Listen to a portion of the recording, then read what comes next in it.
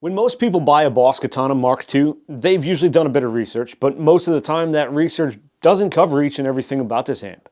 This amp has so many features most of you have probably never even used because you just don't know about them.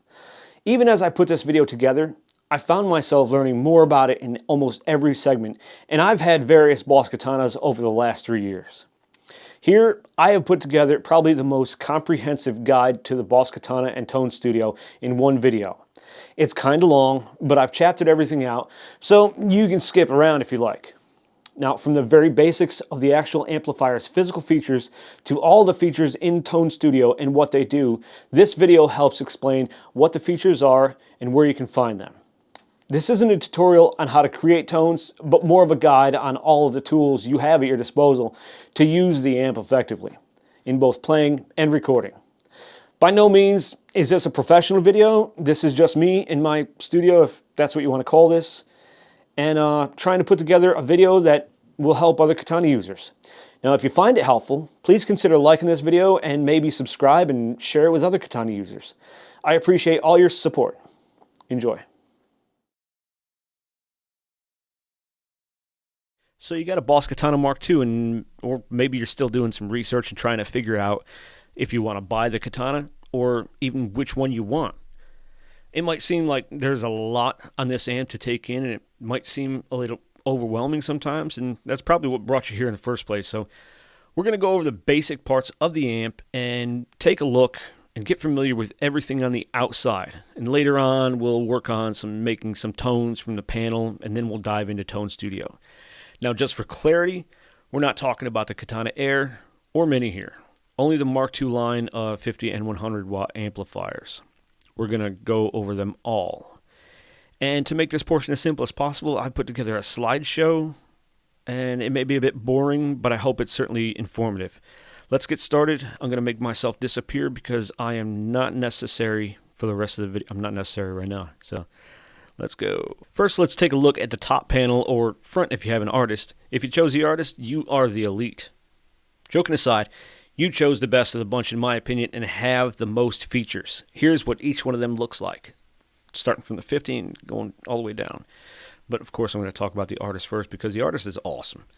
As you can see, the artist down here has additional bank button right here, A and B, the cab resonance switch right here, and tone shape global EQ contour switch. The contour and global EQ controls are physically exclusive to the artist, but with the latest Tone Studio update, they are now available to all models in the Tone Studio, even if you don't have them on your panel. We'll go over that when we get to it. The 100 head and the 100 2x12, that's this one and this one, they are both identical except for the branding, as you can see right here. The only difference between them and the 100 and 1x12 is the cab resonance switch. The artist is the only amp of the family to have the panel on the front, and that's a huge seller for a lot of people. The 50, on the other hand, is a much smaller tone setting panel, featuring only 2 channels for the A and B bank. And you'll also notice the 15 doesn't have the LEDs like all the other ones here on the amp selector. So let's go over each control, and we'll use the artist as an example because it has everything on it. Throughout this video, we'll be repeating some of the things from the owner's manual verbatim, so if you happen to open that up sometime, the wording may look really familiar. On these next images, please forgive the quality of the images here. I tried enlarging the image the best I could so they'd be visible on a mobile device, so there is a bit of distortion. And unfortunately, I don't have an artist anymore, otherwise I would have taken my own high-resolution photos. So here is the amplifier portion of the panel. I think the input is quite obvious, so I won't go over that. The amp type knob allows you to select 5 different types of amps with variation using the variation button. The variation button just seems to make it brighter and a slightly boosted variation of the selected amps. Now, the acoustic amp is a dedicated acoustic guitar amp that supports connection of an acoustic guitar if you want to play an actual acoustic guitar through your Katana using this setting. The clean setting gives a nice clean and natural sound. In conjunction with the booster, it can be used for solo or lead. Crunch offers a fat sound that faithfully responds to the nuances of your picking. The lead allows you to cover a wide range from crunch to high gain sounds by using different gain settings. And finally, brown, a lead sound with an edge inherited from the Boss Waza Brown sound. The gain knob controls the gain of the amplifier you have selected, while the volume controls the volume of that amplifier, and it kind of works in conjunction with the master volume. We'll talk about that in a later video. Now, next up is the EQ. Pretty straightforward. The bass knob adjusts the sound level of the low frequency range. The middle knob adjusts the sound level of the mid frequency range. And the treble knob adjusts the sound level of the high frequency range.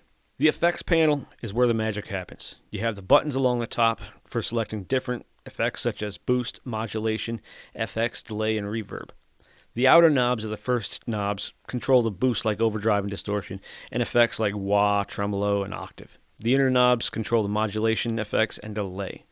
The last knob is dedicated to the one you love, good old reverb. Then there is a tap button. The tap button sets the delay time. When you press this button 2 or more times, the delay time is set to the interval between presses. To the tone settings. The bank A and B button, as shown, is on the artist only and is used for switching between banks A and B. All other amps, you'll have to hold the panel button for 1 second to select a bank. When the bank A is selected, the light on the panel button stays off. When B is selected, it blinks. Short pressing the panel button will select the settings visible on the panel itself. The channel buttons select live set tones, either factory presets or set by the user. That's you, in the Tone Studio. So essentially, if you have a good tone on your panel, you have 9 available with any of the 100 watt amps and 5 with the 50 watt. The presence knob, available on everything but the 50, adds a lustrous outline to the mid and high frequency ranges. This is effective when you want to improve definition of the sound, but it is available in the Tone Studio for all amps. The master volume, you guessed it, controls the overall volume of the amp. We'll go deeper into a little bit of controversy debate on that later on. The solo knob and button, the button turns it on and the knob controls the level. The tone shape is also only available on the artist, but can be used in Tone Studio on all other amps. The tone shape consists of the global EQ and contour control. The global EQ button turns on the global EQ on and off and allows you to choose between 3 different EQ settings in green, yellow, and red.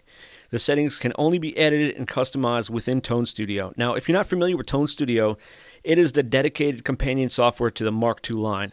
And there are more out there to include mobile apps that you can use to control and edit settings in your Katana. Now, the Mark I version also has a Tone Studio that's totally separate, and if you install the wrong Tone Studio, you won't be able to connect your computer to your amp. That's how it is. It's a common mistake. The contour control switches the characters of the sound, and you have 3 available settings to choose from. The power control lets you choose between 3 different power settings by wattage or place the amp in standby.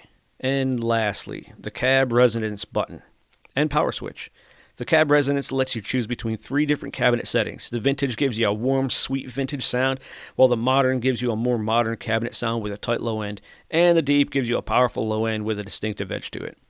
I think we all know what the power switch does, and so let's move on to the back of the amp. With the 5 different amps, there are basically 3 different back panels because the 100 and 100 2x12 are the same, and the head is only slightly different. So we'll look at the 50, the 100s, and lastly, the artist. Now, anything the 50 has, the rest are going to have as well. So we'll skip those on later iterations as well as the things the 100s have that the artists have as well. That'll shorten things up a bit instead of going back over them. Starting with the USB port, this is where you plug your computer or mobile device into the Katana to either edit or record. Now, I'm not 100% sure about Mac, but if you have Windows 7 or later, the driver should automatically download and install once you plug it into the amp and turn it on. You'll have to have an internet connection in order for it to download the driver. Next is the auxiliary. That is where you can plug in any device with a 3.5mm jack and run music through your amp. Moving on to the foot control. This is not for the GAFC. The GAFC does not work with the 50. This is for a foot control such as the FS6 or 7. However, you don't need those expensive foot switches. I have a video on my channel where you can buy, not where you can buy, but it shows you how to hook it up, and it has some links to Amazon. They're not even affiliate links. But you can make a pedal work for about $30, $35. You can also use this jack for an expression pedal. It doesn't show it in this image because it got cut off, but you can plug just about any expression pedal in with a TRS cable. It can be a $20 Nectar or a $125 Boss EV30. It doesn't matter. Do not be confused between a wah pedal and an expression pedal. They are not the same, but an expression pedal can be used as a wah. Phones record out can be used to plug headphones in to play or used to record out. If you plan on recording out, this is a great option, but I would suggest buying a DI box with a ground lift in it in order to get the best sound from your Katana to your DAW. Of course, once you plug anything into that jack, the speaker is silenced. Lastly, power amp in. This is for using a direct signal into your amp, such as a multi-effects pedal. If you have one and want to use it, this is where you should plug it in. By plugging it into the power amp in the Katana, it disables all the other controls except master volume and power control. It bypasses the preamps. Basically, you're using an amplified speaker. Now, tech tip, if you do plan on using a multi-effects with a cab sim in it, I would suggest shutting off the cab sim for a better sound. Also, when using the power amp in, nothing can plug into the input at the same time. Priority will be given to the input and the power amp will be canceled out. Next is the 100, 2x12, and 100 watt head. We'll be using the head as an example because it only has 2 additional components. And as we go along, I'm just going to gray out the ones that we've already talked about to avoid any confusion. With the 100 and the 100 2x12, you get an effects loop, return and ascend. Like any other effects loop, you can use these to run external effects such as time bass and modulations, or if you have your own pedal board, it can be thrown in the effects loop. It's too easy. The stereo expand works with the line out. With this, you can connect another Mark II amp from the line out of your master amp and to the power amp in the other Mark II amp. Once they're connected, turn on the stereo expand and it'll send your signal through the other amps as well. As we discussed with the power amp in, only the master and power controls will work on the secondary unit. The line out can be used to send a signal to a PA or mixing board.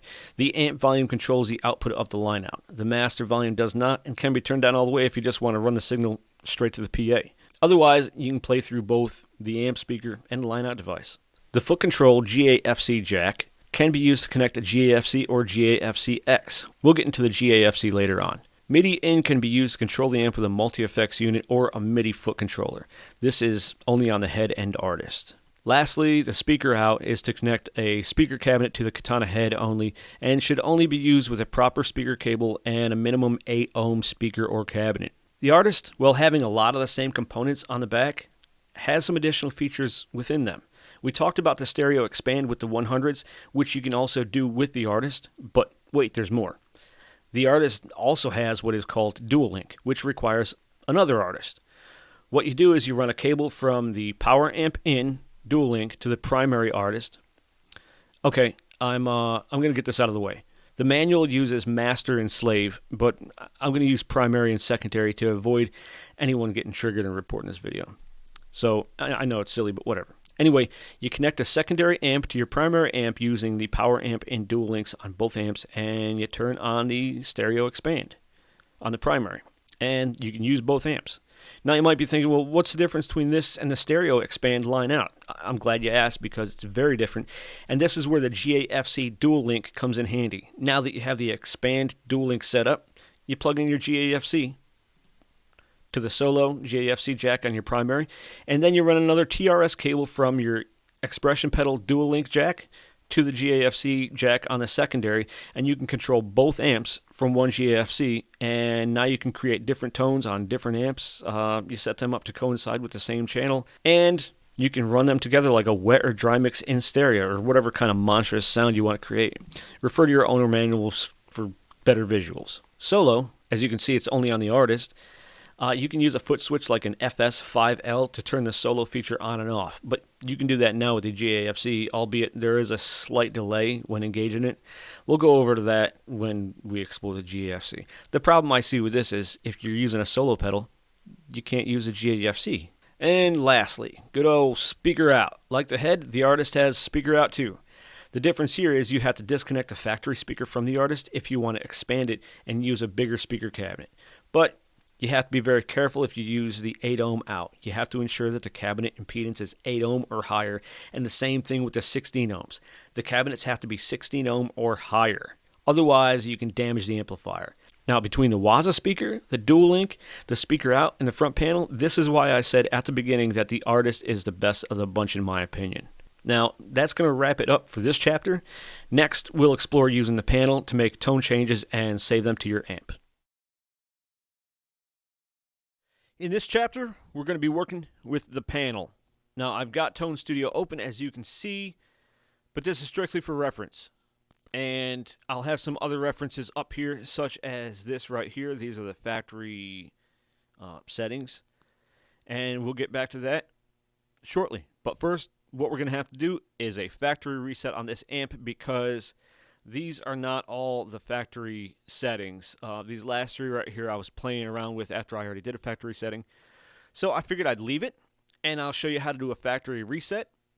It's quick, simple. If you ever get to a point where something's not working correctly in your amp, or you have to do a factory reset because you didn't quite do the update correctly, this is what you need to do, and it's also covered in your owner's manual.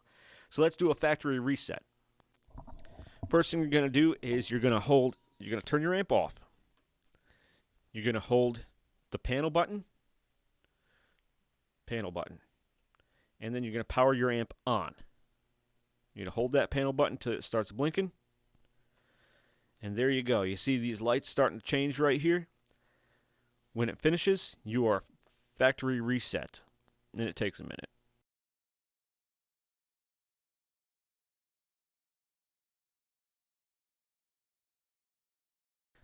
And there you have it. You may have to go up to your Tone Studio if you're using Tone Studio and reselect it, like I just did a second ago, but then I had to reselect my audio because it jumps over Katana for some reason. And that's it. You are factory reset. As you can see, these last three bottom ones right here were reset to factory. And let's get into using the panel. I am plugging straight from my amp from the record out into an Ultra DI by Behringer, going to PreSonus audio box USB 96. I'm using OSB to record this, and I've got a PreSonus PD70 microphone here. If you ever need a microphone that's kind of comparable to the Shure 7MB, I think that's what it's called. You know, it's like a $400 microphone. This is only like $120, and it works really well. If you know, stuff's expensive, man. Let's grab this guitar over here. I am using a Sterling by Music Man, John Petrucci Madge 100. And I'm going to make sure it's in tune, which I should have done before I started this. All right. It was pretty much good to go. Take this tuner off here. So when you do a factory reset and you boot up Tone Studio, which, like I said, we're just using this for reference, it automatically boots right into the panel. So adjust the panel volume.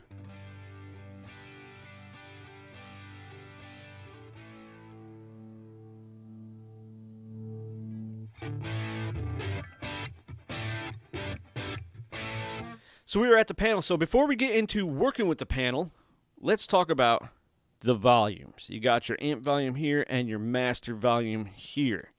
Now, there's a debate about which you should use and how you should use it. It's weird to me, but in some video somewhere along the line, Boss told the people at Studio Rats, or Boss told somebody, that you should use it with your master volume cranked. Oh, that's the presence. I did that before. Master volume cranked, and you can already hear that hiss. And use this volume as your master volume. Now we are at a 7 on the volume. You go much higher than that. But the problem there is when people write patches, a lot of people don't write patches with that in mind and have the volume all the way down on the patches, because that just doesn't really make a whole lot of sense when you're making patches. So what I do, I adjust my master volume, and then I'm building the patches, right? You're making the patches, you're applying all sorts of EQ, bass, all this other stuff, and then you have to adjust your gain. Let's say I put this on crunch or lead. I adjust my gain, and then I adjust the amp volume. That way, every time I turn my amp on, all my patches are at the same level. So I can switch between patches, and one's not going to blow my friggin' eardrums out, and the other's not going to make me think I'm, going deaf because it's so low you can't hear it. So that's the only way it makes sense to me. Use your master volume as a master, like it's called, and use the amp volume as the amp volume, because your amp volume controls the amp type. Just makes more sense to me to do it that way. But that's up to you. So let's get into this whole panel thing. It's kind of crazy. Like I said in another video you may or not have watched, there are some people who buy this amp and they never plug it into Tone Studio. They strictly use it from the panel. And some of them said, I get a great sound like that. And I'm sure you do. I'm sure you do to your ears. And if that's all you want, that's perfect. If that's what you can play, that's perfect. If it works for you, it works for you. But you're only using about 10 to 15% of what this amp can actually do if you're only using the panel. But we'll get into Tone Studio later on. And right now, we're just going to focus on the panel and the limitations of it. I don't mean to sound like a cynic, but just using the panel, you are very limited to your effects and the settings on those effects. So let's take a look at those effects right now. Right here, as you can see, you got bank A and bank B. Anytime you're in bank A, these blues driver, overdrive, distortion, those are the only boosts available in bank A. Mods, chorus, phaser, flanger, bank A. Tremolo, T-wah, heavy, octave. Delays, digital, analog, and tape echo. And lastly, plate, spring, and hall reverb. Now, going over to bank B, that's any of these bottom 4 channels here. You're going to have a clean boost, a mid boost, and a treble boost, depending on what color the lights are. Your mods, you're going to have DC30, a comp, and a limiter, a phaser, a flanger, and a pitch shifter. And then SDE 3000 delay, digital delay, and modulate. Then your reverb, you got a plate reverb again, a plate reverb again, and a hall reverb. Now, there's plenty of reverbs in there in Tone Studio. So, once again, we'll talk about that when we get to it.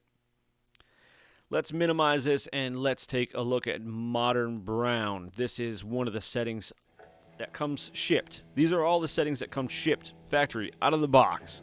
Plug it in, you don't plug it in Tone Studio. This is what you get. Don't think it matters what firmware you're on.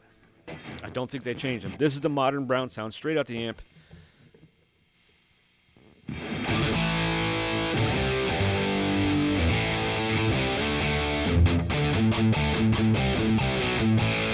Not bad, but man, we could really round that out with some EQ. But you can't do it on the panel. Let's look at full clean.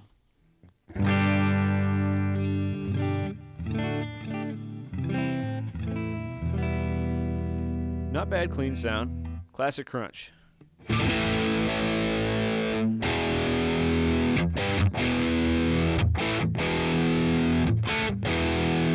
Not a bad crunch either. Lead shred.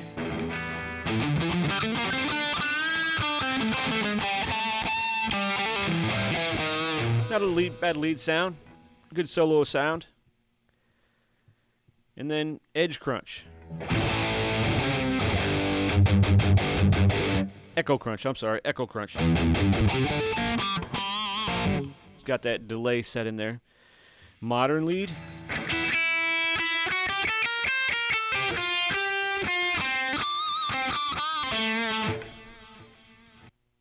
And then vintage clean.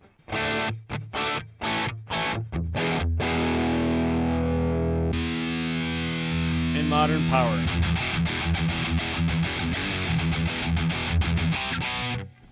Now, each and every one of these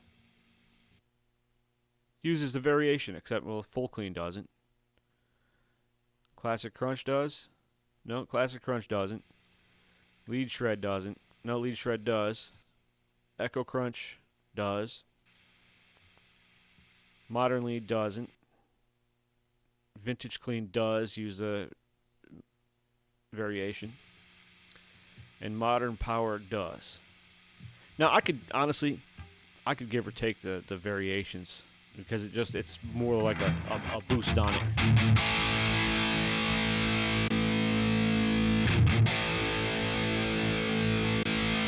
It's kind of like, I got a Fender Hot Rod Deluxe behind me, and it's got a bright button on it to make it brighter.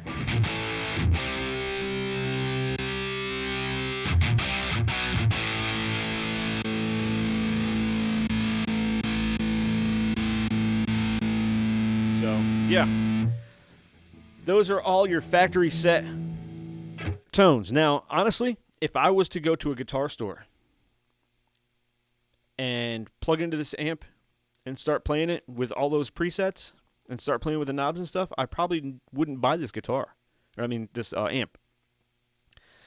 Because a lot of the sounds sound thin, even when you crank it up. But I've done a lot of research, like most people do. I get on YouTube and forums and stuff like that, and I talk, and you can hear demos of it where it sounds a lot better than these tones. These tones aren't bad, but they aren't great. You can do a whole lot with the EQs on them. You can do a whole lot with the settings. Let me talk about settings. Let's go back up to Modern Brown. Now, as you can see, Modern Brown on Bank A, well, if it was using it, would use a blues driver. What is it using right now? Well, it's just using the delay and the reverb. And for reference, let's go over to the delay. It's using a tape echo delay, and the reverb it's using is a hall reverb. Now, if we push the reverb button, you see it goes to plate, and it goes to spring. Now, if you do the delay button,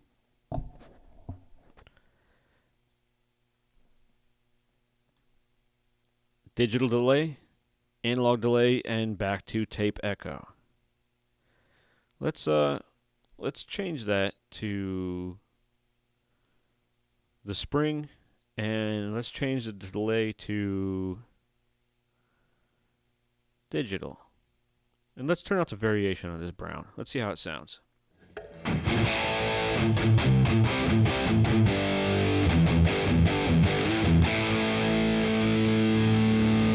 Let's change the amp.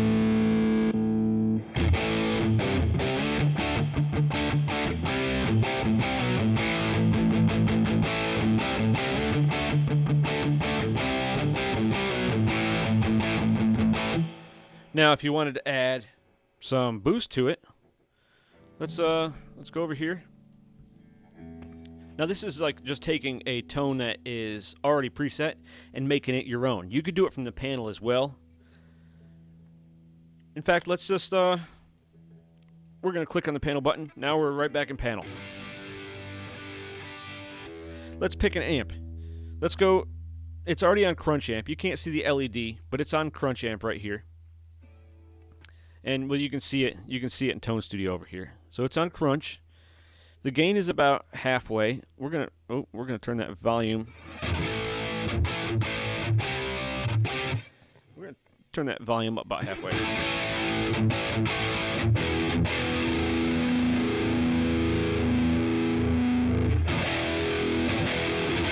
I think our equalizer is about good right now. Let's see what boost we got going on here. We got a blues driver going on in the boost. Let's turn everything else off except the boost. Now I think if we hit it one more time, it's overdrive. Okay, overdrive.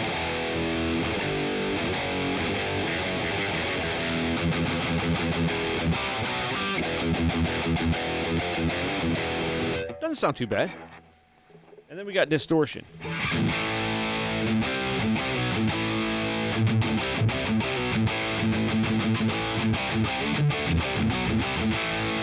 Not a bad high gain rounding out. Let's see if we put variation. Too fuzzy. No likey.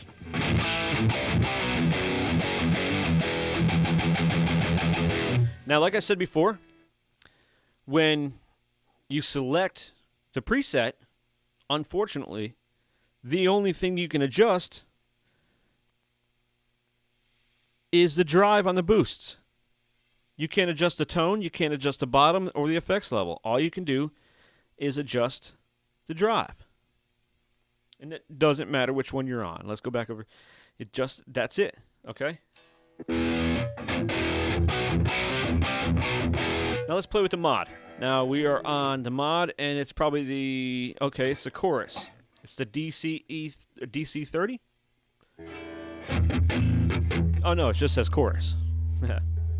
I think the DC30. Let's see. Okay, that's on bank B. But you're in chorus, and the only thing you can adjust when you're in the chorus is the low rate and the high rate.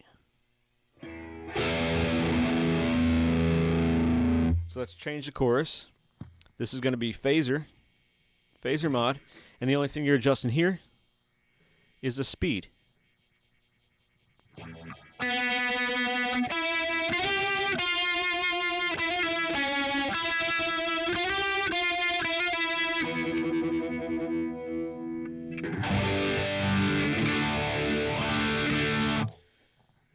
And then, lastly, flanger. This is the Eddie Van Halen flanger. And that phaser was the Eddie Van Halen flanger too. So this is...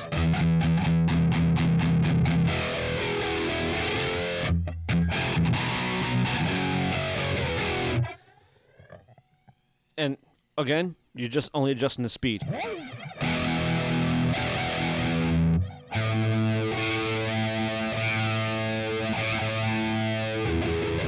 So within the panel, you can't adjust anything else. Not the manual, not the width, nothing. So let's just turn off that. I don't feel like hearing that right now. And let's move on to effects. What effect? Oh. Okay, we're on the green effect, so it's a tremolo. So all you're going to be able to do is adjust the rate on the tremolo.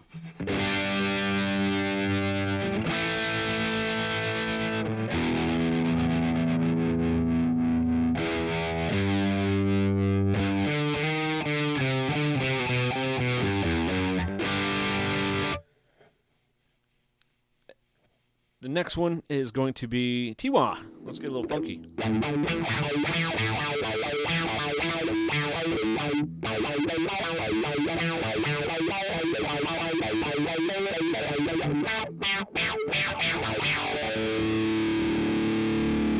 And you can adjust the sensor on that one. Make it more sensitive. Sound.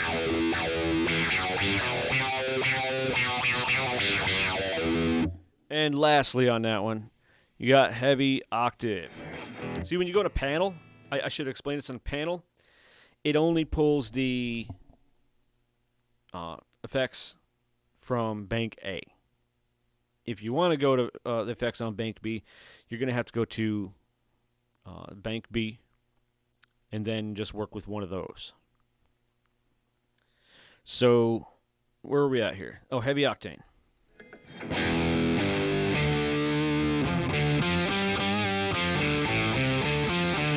The only thing you adjust on that one is the octane level, the octave level.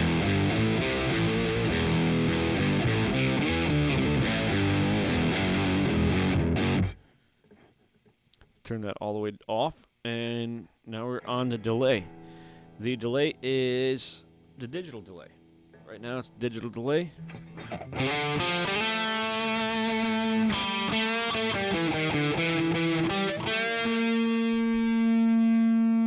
For reference, once again here, delay, digital delay, and the next one is going to be analog delay.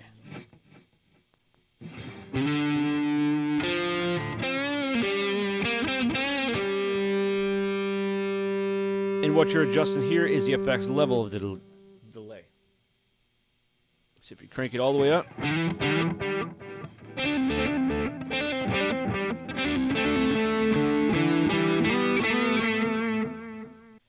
And lastly is a tape echo.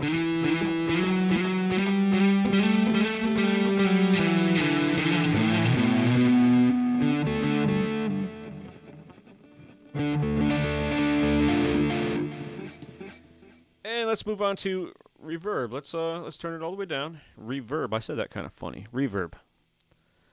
And we're going to turn up the reverb. For reference, back over here, it's the plate reverb. On here you got plate, spring, and hall. Right now it's at plate. And all you're doing is adjusting the effects level, if I'm not mistaken. Yep, the effects level. So we'll keep it at about 58. And we'll go to spring.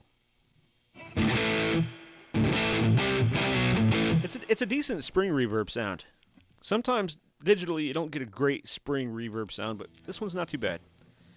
And lastly, hall.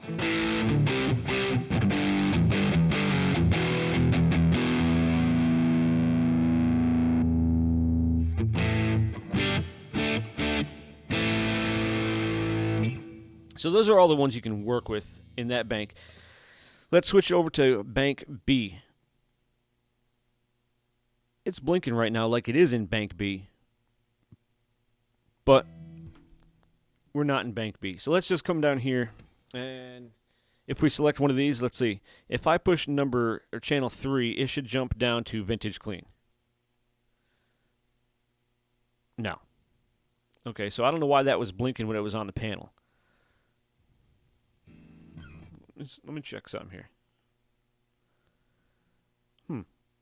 Okay. When I go up to panel, it blinks. You see it right over here?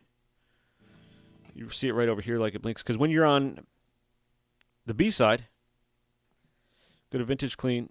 See, when you're on the A side, it blinks on the channel and not on the button. But if you hold the panel button down, it switches it over and it blinks over here too. But it's a slow blink. Okay. You know, I've had these amps for a long time and I'm learning something new every day. So let's go back up to panel. See, it's a faster blink. But when you go over to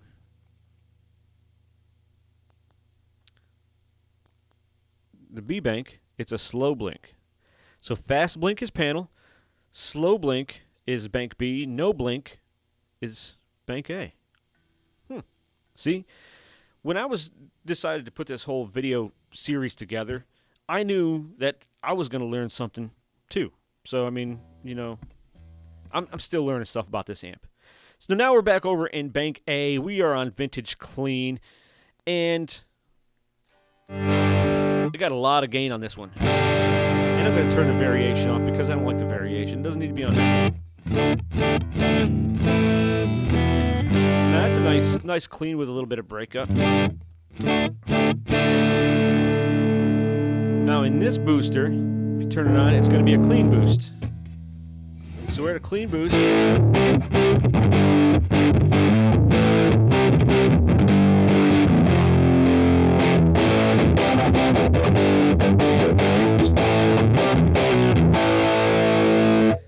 It's not bad. Let's go. I think this next one's a mid boost. Yep, mid boost.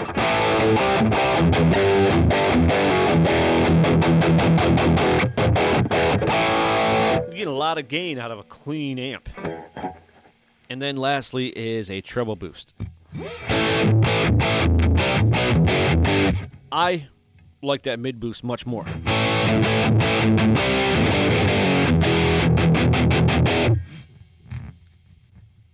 Let's go back to the mid boost.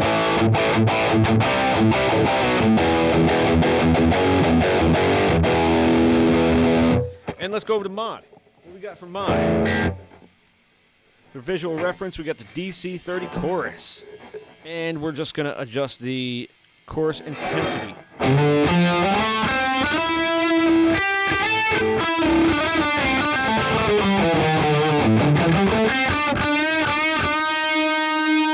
A lot going on there with that DC30. I'm not a fan. Let's go on to the next one. The next one is going to be a compressor, Boss compressor. Now in this one, you are adjusting the level and sustain on it.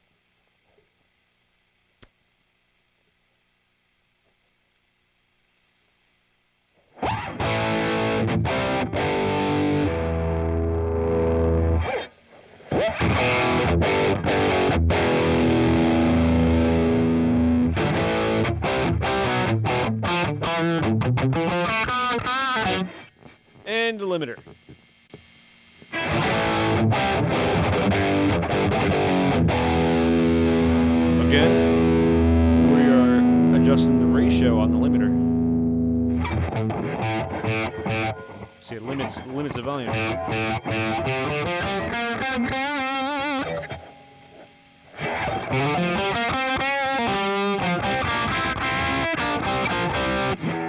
And let's see. Let's get off of that one. Let's turn that mod right off. We don't need it. Let's go on to the effects. What effects we got going on here? This is the pitch shifter. Let's start at green. And this is going to be a phaser. Eddie Van Halen phaser. We heard this one in Bank A.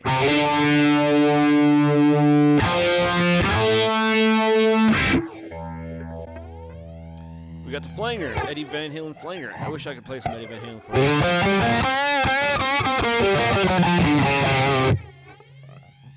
Let's crank it.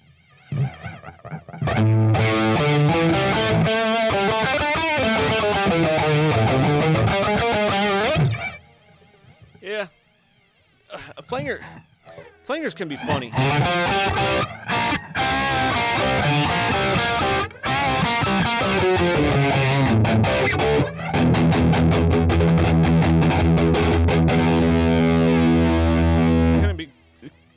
Kind of be finicky when you're running a lot of distortion, and it can't quite overtake that.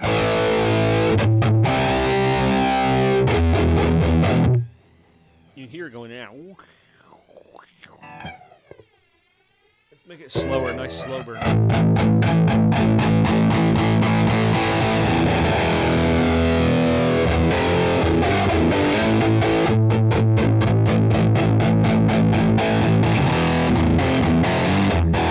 Alright, enough of the flanger. Lastly, you got the pitch shifter. Pitch shifters are always fun.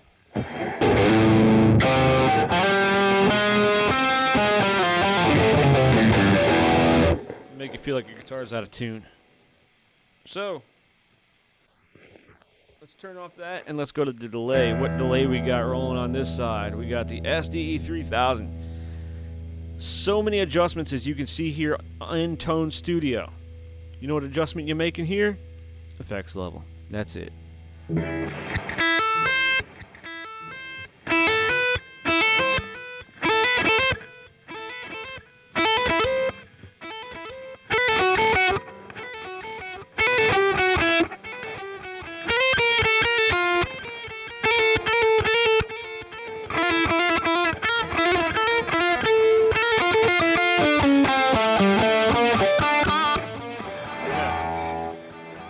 Next delay on that one. We got the digital delay. Are any of these same as the last ones? Let's see. Delay, digital. No, the digital delay is different, so that's good. At least they have different delay on every one of these, whereas the reverb is not.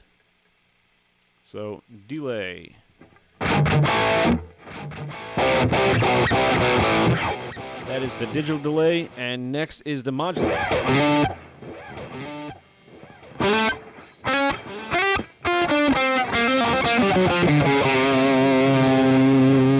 Plenty of delays to choose from. Now, let me just drop down this menu here and show you all the different delays that you can choose from if you're using Tone Studio and not the panel. You've got a digital, a pan, a stereo, an analog, tape echo, reverse, modulate, and SDE 3000. So you got plenty of delays to choose from. We'll get into that a different time. Let's leave it. Let's leave it at the digital, and let's play with the reverb. So over in a reverb side, right now it's set at plate, because you see you got plate A and B is both plate, or on green. Bank A and B on green is both plates. Red, you got spring and plate. They love the plate, and orange is Hall. So the only difference here, you got 1, 2. You're playing with 3 different reverbs, which is a travesty.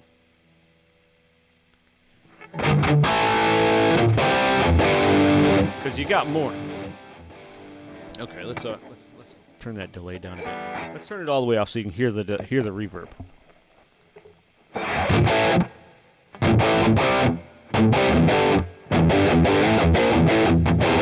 And what is this? Is this played again? Yeah, played again, and then Hall.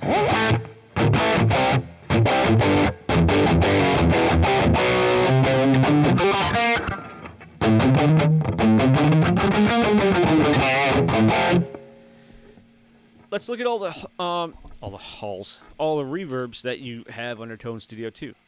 You got a plate, a room, hall, spring, and modulate. I like the plate for playing metal. It works great. But the spring reverb, I like the spring reverb. But if you're using the panel, you don't have all that stuff. So that's pretty much the gist of it. I mean, when you're looking at presence, you can adjust the presence, but you can't adjust your cabinet resonance. You don't have a solo feature on the panel. You don't have tonal, shaping, global EQ, and contour on the panel. But we're going to get into Tone Studio at a later time. But those are all your options here. And I'll go over all the other effects in Tone Studio and whatnot bits by bit. And we'll rifle through that and help you learn Tone Studio quite a bit more at, like I said, at a different time. Next, we are going to go into updating the amp, updating the firmware in the amp, and updating Boss Tone Studio. Now, this next video is a video I did earlier this year when I had my artist. So you're going to see the front panel of an artist, but it doesn't matter because they're all the same. The procedure's all the same for the 50, the 100, the artist, and the 212. It doesn't matter. They're all the same. You're going to update your firmware, and you're going to install Tone Studio, and then we'll take a big old deep dive into each part of Tone Studio so you can learn it and truly enjoy and unlock everything that this amp has to offer. First and foremost, we want to download the software that we are going to need. So I will leave a link up in the description, but this is where you need to go. So click on that link, and then the first one you want to do is Katana MK-II System Program version 2.0. Click on that. It's even going to give you all the instructions there. You're going to click agree and download file, and it downloads a zip file. You're going to hit the back button, and then you want to download Tone Studio for Katana MK-II version 2.0 for Windows. There's all the instructions. The instructions aren't that easy, but sometimes seeing it done in a visual way, it makes it easier. So it's going to save those two files right there, and we'll get to those in a little bit. With the USB cable still disconnected, locate the tap button and power on the device. The 5 effects indicator lights will flash and determine which version you have. If you have just the boost light on, you have the newest version.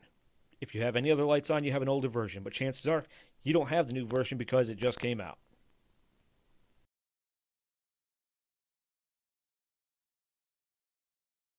While still disconnected from the USB cable, turn your master volume all the way to 0.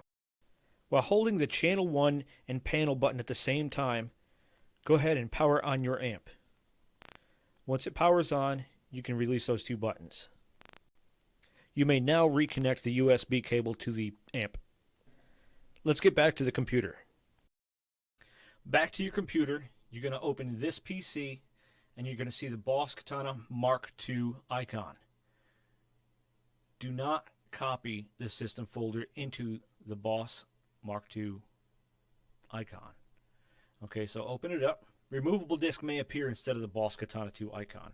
It showed up as Boss Katana 2 on my computer, as you can see. Now we're going to copy, drag and drop all files included in the Katana system folder. Not dragging and dropping the folder in there, just the files. So you can do one at a time, or you can click on one and then hit shift and click on the other and then drag them back over at the same time. Or while you're over here, another is control all. We'll select them and you can drag them, drop them over there. Disconnect Boss MK-II from the computer. Best way to do this is just like a USB. We're going to right click on it and we're going to eject. Let's go back to the amp. Now that you've ejected the Katana from the computer, you can unplug the cable from the back. Now you're going to see the panel button blinking right there. Now you're going to press that panel button to start the update. The effects indicator lights will flash one at a time until they are all red and then all orange. And then lastly, once they're all green. Once they're all flashing green, you're ready to go. Powered on to Mark II, and let's go back and install Tone Studio. Now let's install a new Tone Studio. This is easier than the last part, and we'll be installing it for Windows. If you need Mac instructions, I'm sure they aren't much different, but they can be found in the links in the description. Before you get started, it's important to know the system requirements for your PC. If your PC doesn't meet the requirements, you may want to rethink installing this version of Tone Studio and opt for the Android app called Katana, which I probably should have mentioned all this before I even started the firmware update. So basically, you need Windows 10 or 11, and you need a resolution of 1280 by 768. Pretty much any new computer since 2015 will work. So you've downloaded this file and the software, and here it is. You open it up, and I'm going to hit next, and it's going to say it already exists. Would you like to install it? Yes. We want to replace the old version, so we're going to install. Hopefully it'll keep all our settings from before. I'm really crossing my fingers on this one. We've got to launch Tone Studio for Katana 2. Before I do that, I'm going to plug in the amp. Now we no longer have to go back to the amp because we've done everything over there we need to. So I'm going to turn on my amp, and I'm going to hit finish. And you're going to select number 2, Katana. You should only have to do this once and hit OK. Let's see if it brings my settings back up. That would be wonderful. It did. That makes me so happy. So after starting the application, if connecting Boss Tone Studio for Katana Mark-II and Katana Mark-II is not possible, you may have to change your Windows setting to allow apps to access your microphone, which is very simple. You go down to Start, you click Settings, you go to Privacy, to Microphone, and you may have to click Allow apps to access this microphone. It's already on, so we're good to go. All right, now you've installed and you've launched Boss Tone Studio for Katana Mark-II, the version 2.0, which has been a year and a couple months since they've sent out an update. Last update was Metalcore and ML2. It wasn't, or ML2 and HM2. It wasn't a big update, but it was significant enough where everybody wanted it. So if you haven't done an update to that, don't worry about it. It's in this one. This will be one of the rather quicker segments of this whole series. And I'll be going over just this top part right here, the editor, the Librarian, Tone Central, and System. System being the most complicated of the four. So the editor, this is your editor all through here. This is where you make the magic happen. That's right, you make the magic happen. I'll cover more on this once we dive deeper into Tone Studio, and I'll give you a basics of it in a couple more chapters. Next, you got Librarian. This is where you save all your live sets. After you download them, you import them to here. You can arrange them, delete them, group them together however you want. That's another video as well. Then you got Tone Central. Tone Central is a part. It's a part of the Katana where you can actually go in and download live sets from some different artists or authentic amp tones. And you can download them all at once, and yeah, you might see some other ones on the Boss website, but you cannot download those because they're not made for the Mark II. Just these ones here. I know it's a bummer. And then lastly, System. System is a little complicated. All right, so line out settings. This is where you adjust your line out settings in the back. You got the phones out record, and this is where you make those setting adjustments right here. I don't know why it's not letting me line out right there. Oh, that's because of custom settings. So right here you got 3 different settings for recording, for a live session, or to blend it up. You can do either of those. Right now I normally use the recording. I said right now, but that was before. I'm not doing anything like that right now.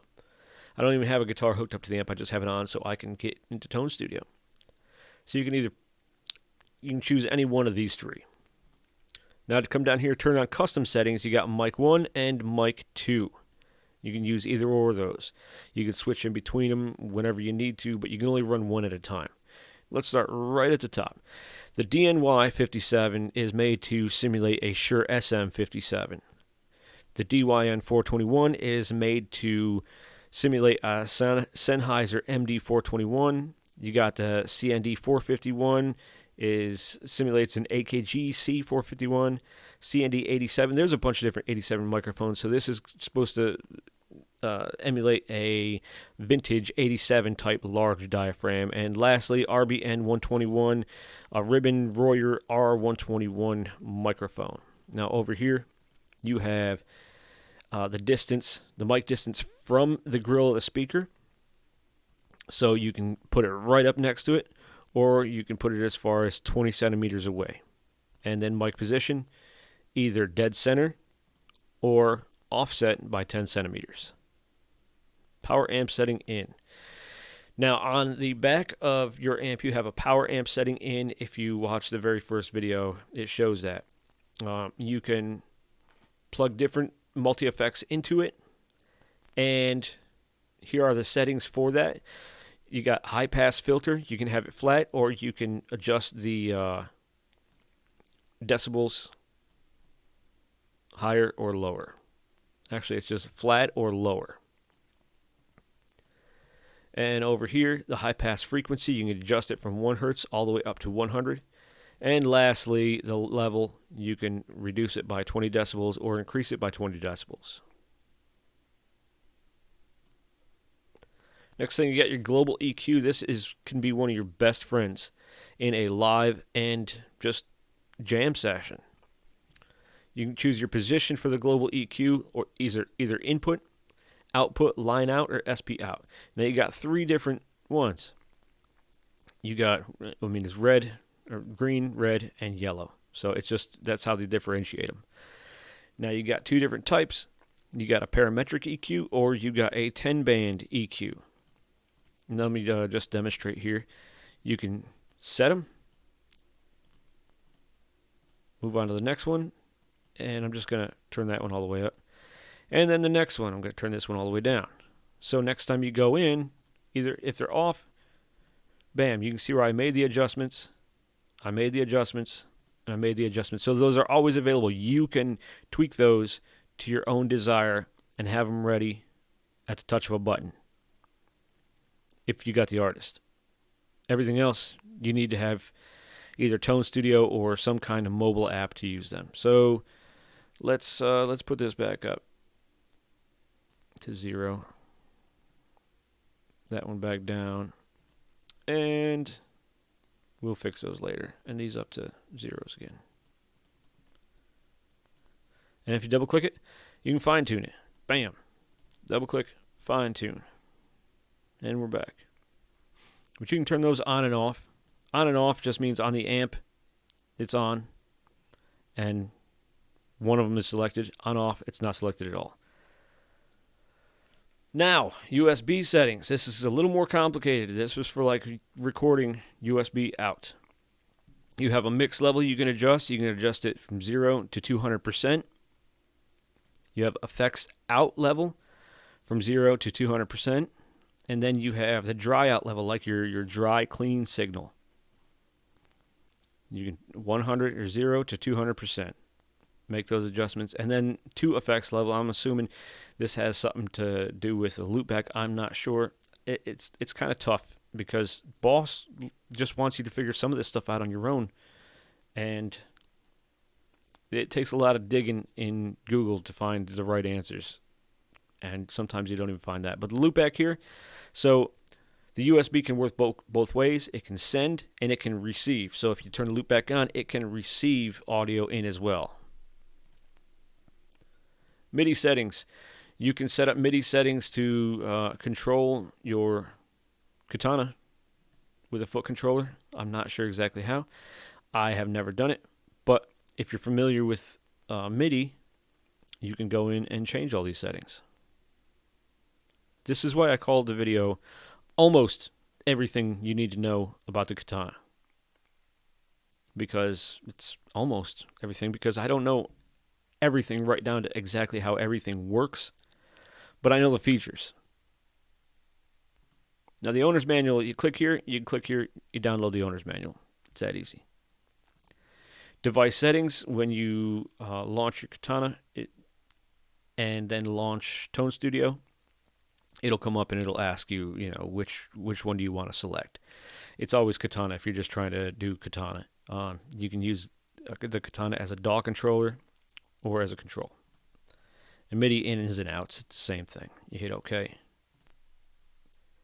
And then version, this just tells you what version of the firmware you're using. And this is all data backup. Now, you can back all data up to a file, or you can restore that file. Now, I'm going to close this real quick. We're going to come back to this. We're going to go to Librarian. If you do an all data backup, it doesn't copy your entire library. It only copies the patches you have in bank A and B. So if you do a full system backup, it's only going to copy these settings, the settings for these ones, for A and B bank. And when you restore it, it'll save the file for wherever you want to save it to. And when you restore it, you hit restore from file and you go and find that file. And then it'll restore, and there'll be, it's not a bad idea to do a backup once in a while, especially if you got some tones that are really important to you. I usually drag and drop them into a new live set if I want to back them up. Or if, this is also good if you have to install, if you got a new computer and you have to install your live sets. That's where it goes. Alrighty, that covers it. And the next chapter I'll be covering is downloading and installing patches in Tone Studio and Tone Central, and editing and clearing and writing. And this particular video was uploaded and made probably 2 years ago or so. So it might look a little old, or the quality might not be as good as this, or might be better. Heck, I don't know. But that's where it came from. I'm piecing all this stuff together, and I already had some videos made. So let's move on to downloading and installing patches in Tone Studio.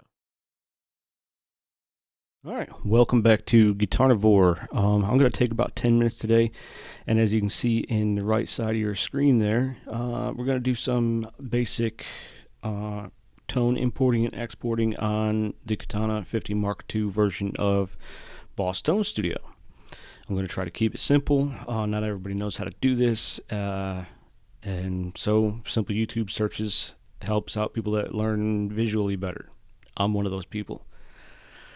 So hopefully anybody that finds this will find it useful. So right off the top of the bat, we are going to just go to Tone Central right up here. Wait for it to load. Of course, I need to check my network because every time, so often my network drops. So in Tone Central, you got 6 live sets. If you used to look online before Boss cleaned it up, there's a bunch of other live sets that look like you could use, but you couldn't. You can only use these ones for the Boss Katana MK-II Mark II.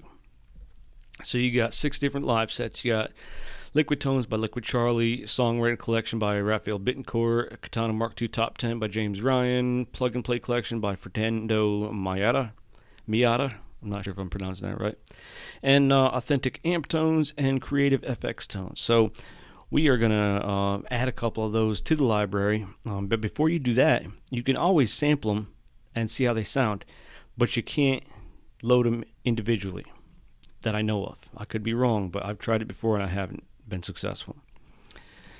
So even if you click on here, the easiest way is just to hit this add button right here.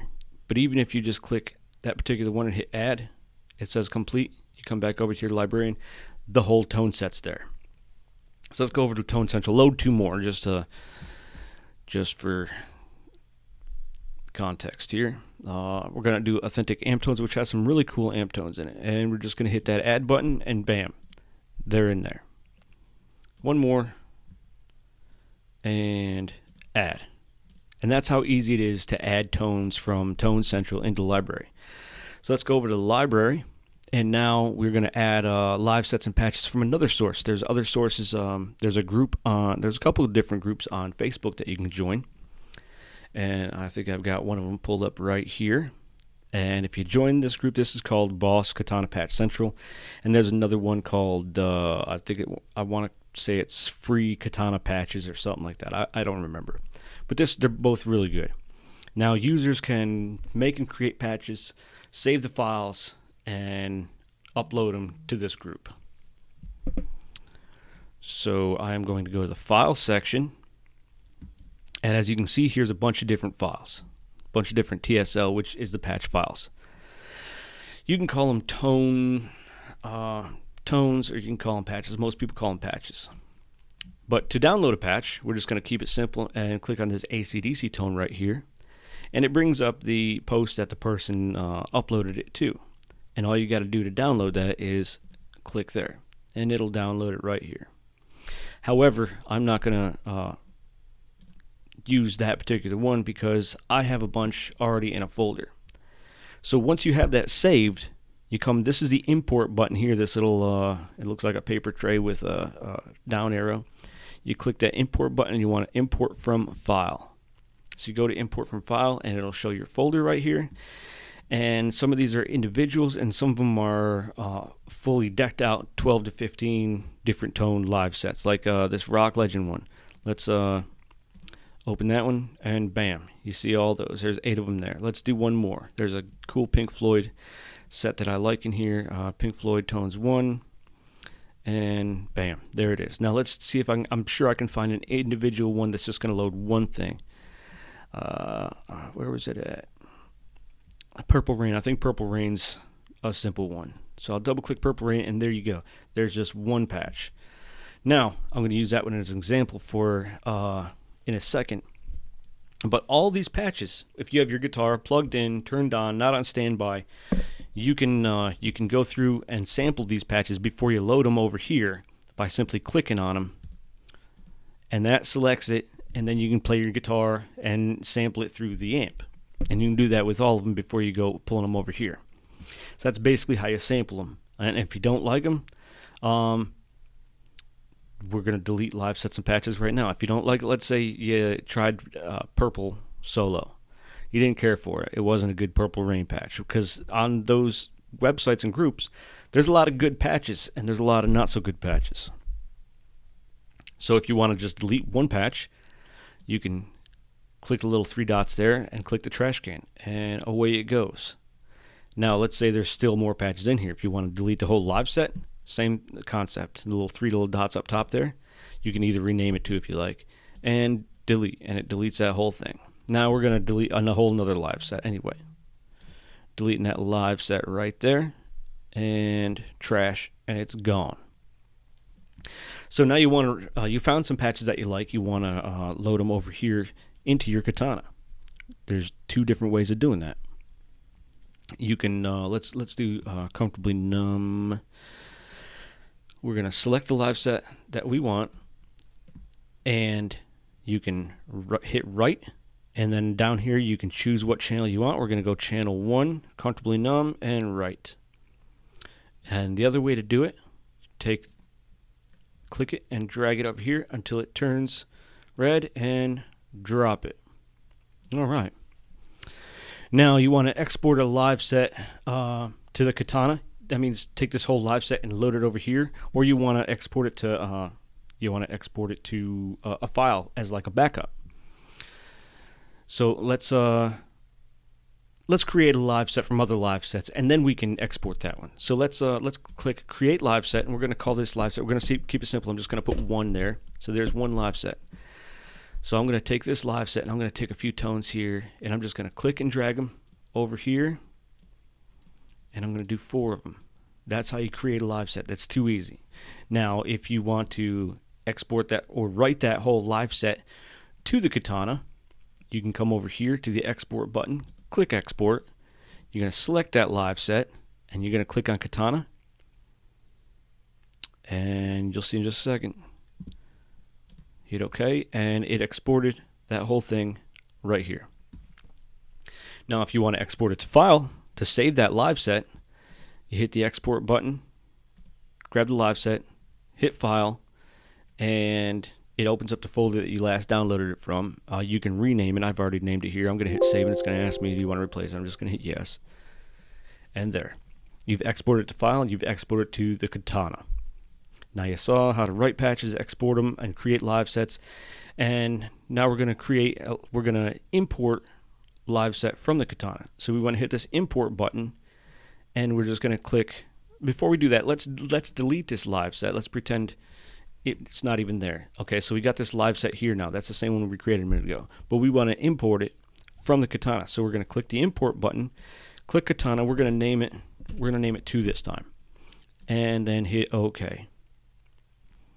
And now that Liveset is back. And lastly, we are going to back up and restore the Katana data. So let's say that we didn't have this Liveset, and you just want to back up the data here. So we're going to come up to System, we're going to go to All Data Backup, and then we're going to go to File. And we're just going to put this as Backup 1. I think I typoed there. Backup 1. Then we're going to hit Save.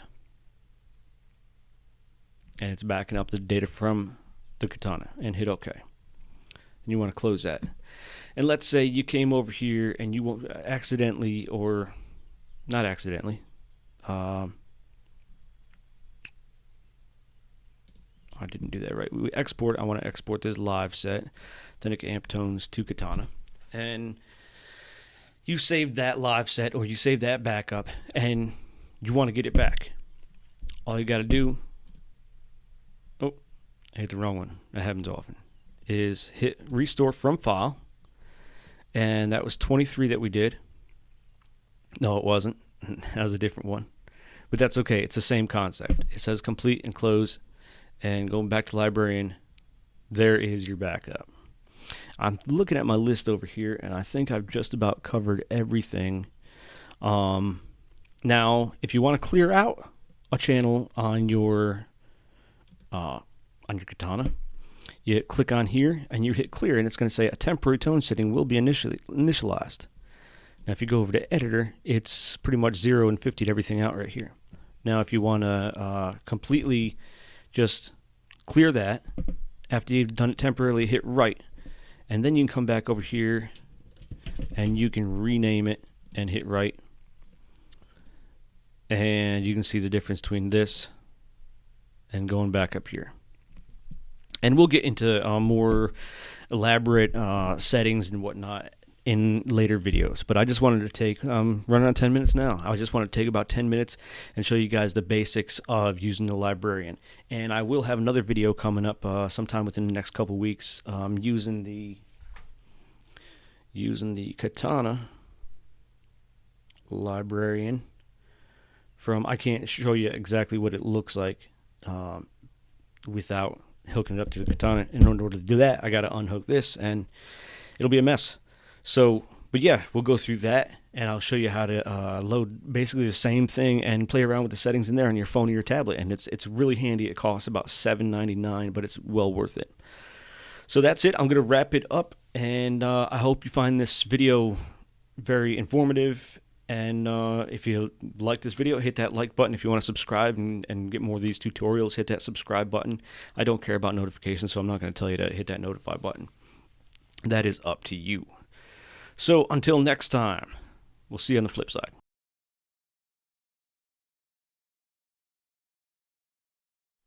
This will probably be the shortest segment of all of them of this series, because what we're covering here is we're just covering the panel of Tone Studio. This is in the editor.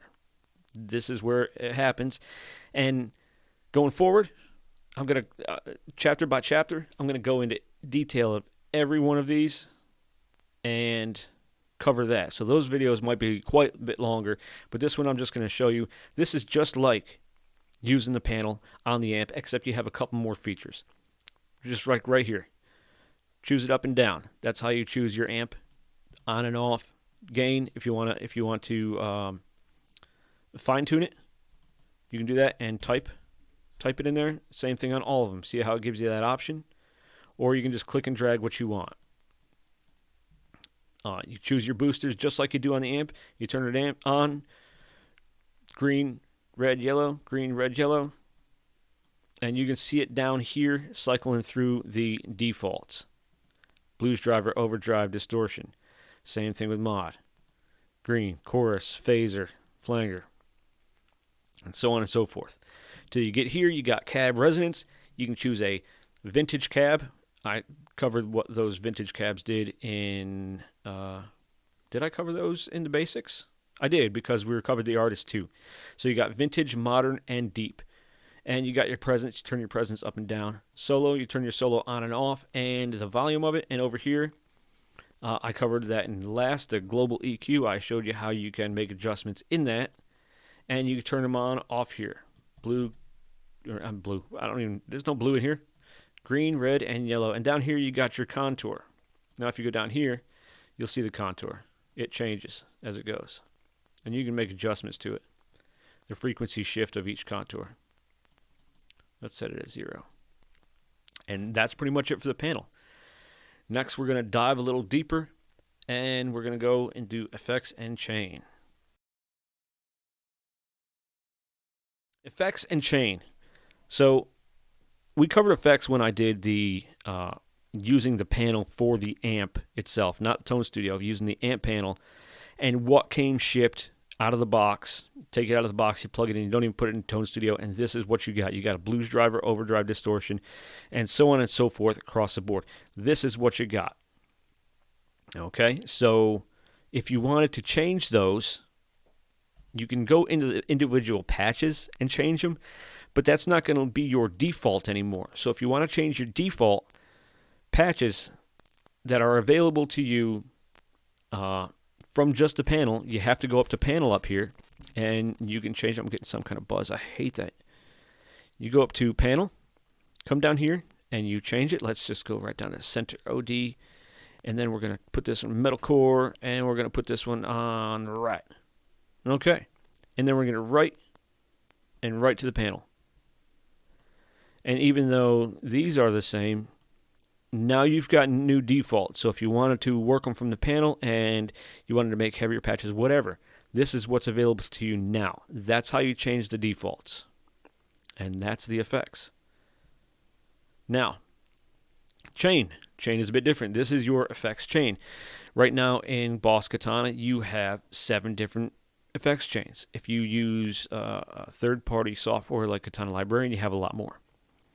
But this is basically, it shows you where everything would be in your effects chain. So your guitar, go into your boosters like a distortion pedal, your booster, the amp equalizer, the mod, FX, delay, reverb, and then speaker.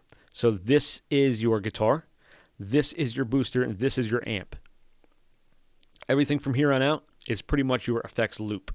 Think of it like that. You always usually put mods and mainly boosts straight into the amp, and then mods and everything else can go in your effects loop. You can change it up here. So over here you got your guitar, your boost, your mod, amp, and then the rest of your effects. And then as so on and so forth, as you go down, it's all a little bit different.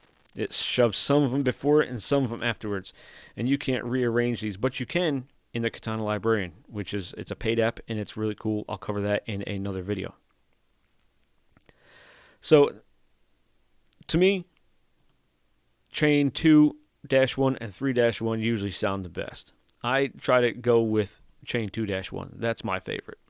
Right now in the panel, if you want to make that one your default, you select whatever one you want to put in your default, and you go up here and you hit right. And that's where it's saved. Or if you want to, let's look at the one that's down there. For Modern Brown, it's chain 3. Let's see what it is for full clean. Full clean is chain 3. Chain 3. Chain 3. Okay, chain 2 on Echo Crunch. Chain 3. They seem to like chain 3 when they were doing this at the factory. Chain 3. And chain 2. So, Modern Brown is... Oh, they're all chain 3. Which one is chain 2? It doesn't matter. We're not doing a whole discovery of this thing. But that's basically the effects, how you can change your default effects, and how you can change your default effects chain. and what the FX chain does.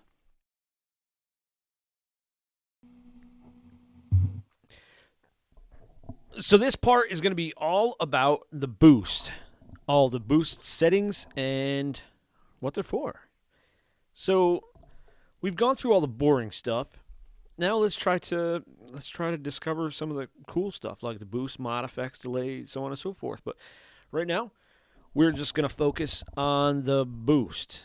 And as you see right here, boost has like all these parameters right here. You got the drive, tone, bottom, effect level, solo switch, solo level, and direct mix. Now I'm going to read it straight from the user's manual about what they do. I mean, obviously, drive adjusts the depth of the distortion, how much or how little distortion you're going to have. The tone adjusts the tone. You can go from -50 to +50. Or you can just set it right in between somewhere here. It doesn't matter. And then you have the bottom. Adjust the tone for the low frequency range. Turning this to the left, counterclockwise, produces a sound with a low end cut. Turning it to the right, boosts the low end. And effects level, obviously adjust the volume of the effects sound. So if you got that all the way down, you're going to hear nothing. Then you got the solo switch. That turns the solo on and off.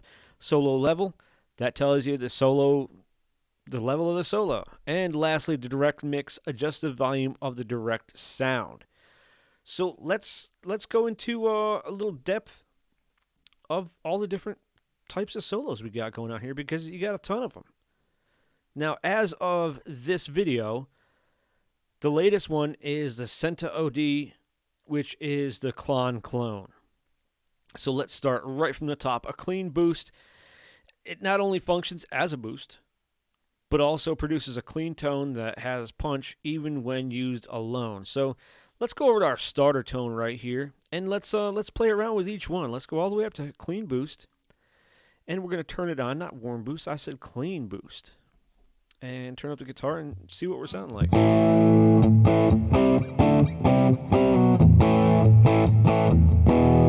what it sounds like with it on and off.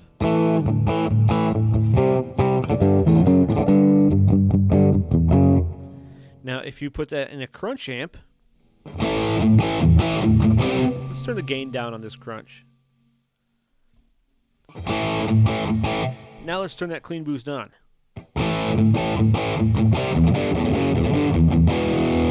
Sounds pretty good. You can turn that level up a little bit, maybe add a little more bite to it. With it off again.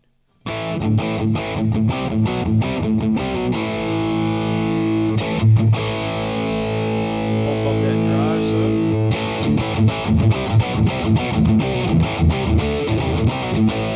Yeah, so that's a clean boost. Fairly straightforward. Next up, we have the treble boost, which obviously it gives it a brighter character. So let's turn it down just to about 44. I think we can probably go about 7 on this. And let's see what it sounds like. Turn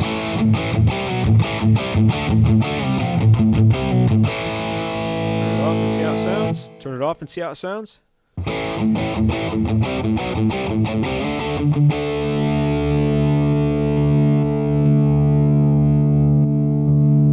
Yeah, you can hear it. If we crank it up some.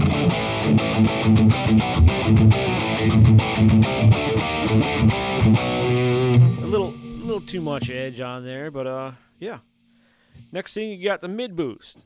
This is a boost with unique characteristics in the mid-range, making the connection before the preamp produce sounds suitable for solos. Let's find out. Off.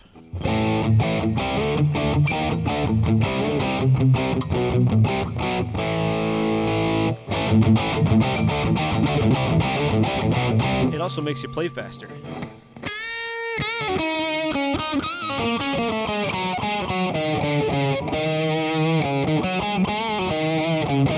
Let's turn the solo on that one.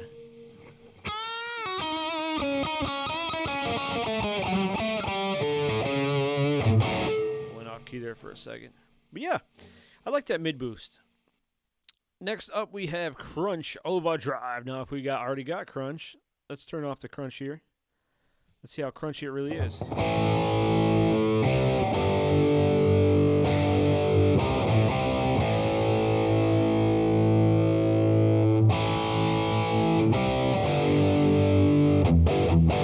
Now let's turn on the Crunch amp.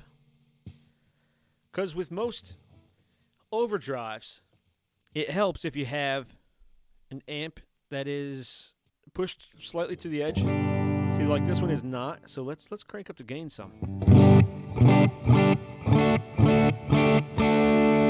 Now let's add that Crunch Overdrive to it.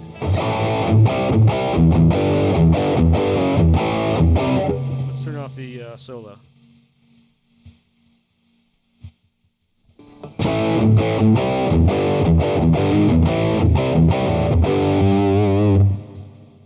Yeah, it doesn't sound so great on the clean setting. Let's bump it up to Crunch.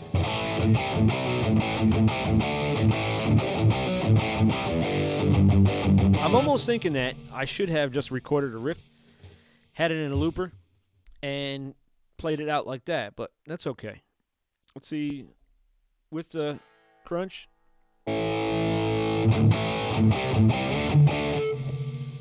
And with the boost off. Definitely hear a difference. Whoops. What did I just do?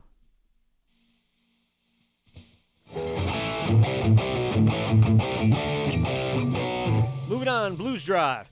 Man, let me tell you, the Blues Driver is probably one of the most versatile overdrives you are going to find from Boss. Now, since we're starting with the Blues Drive emulates the Boss BD-II, which is an awesome pedal. But what I wish would happen in Tone Studio was that they would have all the same settings as you would have on the pedal itself. Like you'd have drive, tone, and then just level. Actually, it'd be level, tone, and drive. And just cut this all other stuff out. But you don't get it. And I really wish that was that way in other pedals too, but it's not. So let's listen to this clean. And hit that Blues Drive in there.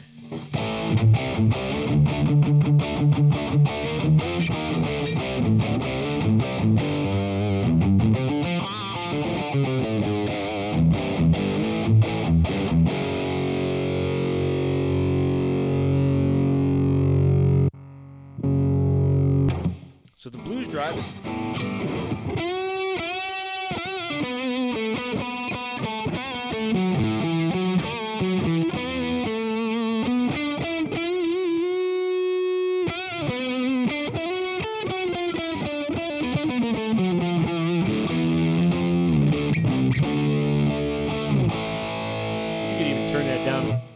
turn that down to get a better tone out of it.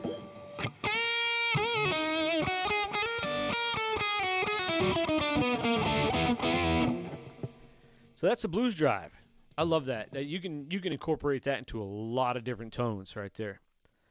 Next up is the Overdrive. This models the sound of the old school, old dirty one. OD1. Boss OD1.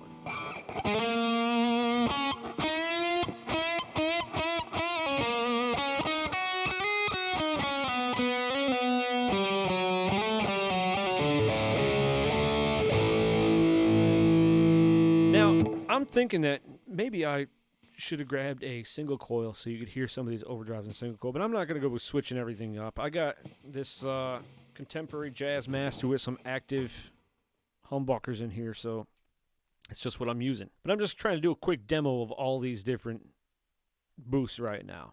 And like I said, you can go through, you can adjust effects level, the bottom, the tone, and you can round them out even more if you use a parametric EQ or the graphic equalizer.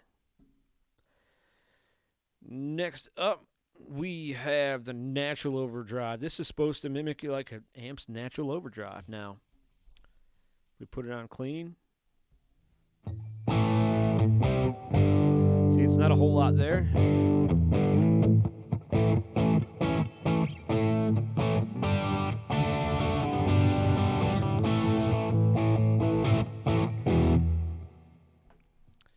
But let's bump it up to crunch and...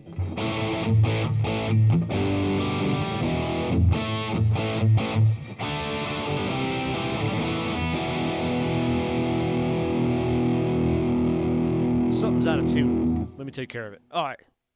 Everything seemed to go out of tune, and I just tuned it before I even started this, so maybe I should have grabbed a better guitar. These are new strings, too, so they haven't had quite some time to settle just yet. So that was natural overdrive. Moving on to the next one is warm overdrive. Now this warm overdrive, it just says this is a warm overdrive. Let's put it back on clean over here.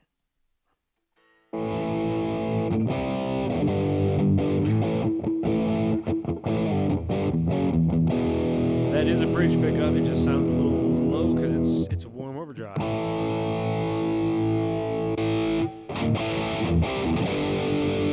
Doesn't sound very warm there, does it? Switching it out. All right, that last guitar was aggravating me because it kept going out of tune. But this one's a lot easier to shut off anyway with the knob. It's a faster knob, kind of noisy too, isn't it? Anyway, we left off at warm. Next thing you know, we're going to a turbo overdrive. Now, this is the high gain overdrive sound of a Boss OD2.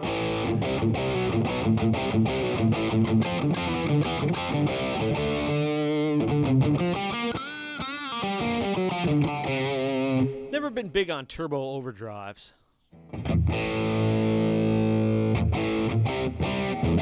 Tried the turbo tube screamer and it just wasn't all that. All it did was it just added so much bottom end, it was almost unbearable. Now, this isn't too bad on a warm or a clean amp. Oh, we're not even on a clean amp. Thought we were. Of course, I turned it off. Yeah, it's not too bad on a clean amp. Obviously, tone. Let's just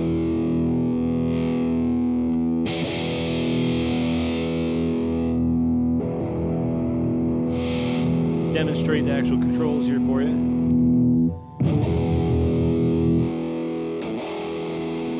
No bottom end, too much bottom end. Effects level 50%, 100%, 0%. See, it turns it right off. So let's put it up to about 50 or so. And then drive, of course.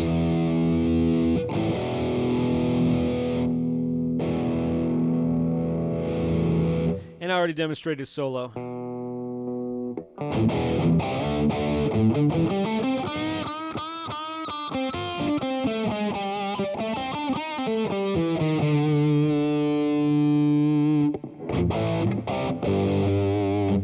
And next up after turbo is a good old T screamer. No, this tube screamer. Typical overdrive, but let's bump up that bottom end, pull the tone down some, pull that some, and let's put it up on the crunch.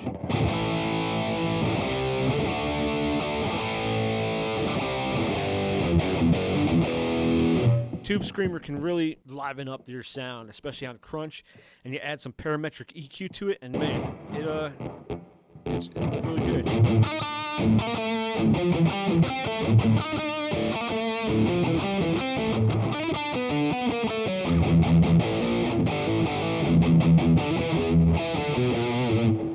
Man, talk about rusty. Then distortion, it says it gives a basic traditional distortion sound. It doesn't say it's a DS one or anything like that. It just says a traditional distorted sound.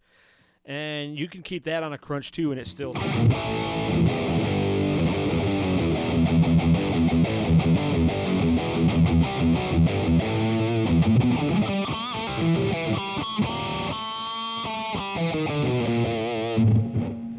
Let's go over here. Okay, this is one of my tones, and it's kind of a snarly.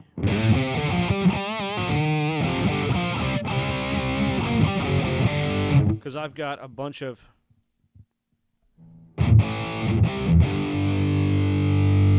parametric EQ going on here that really livens it up.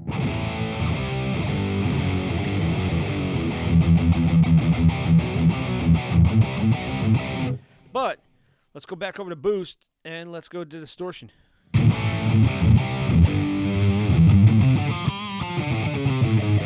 parametric EQ doesn't quite work with these settings. Turn that bottom end down a bit.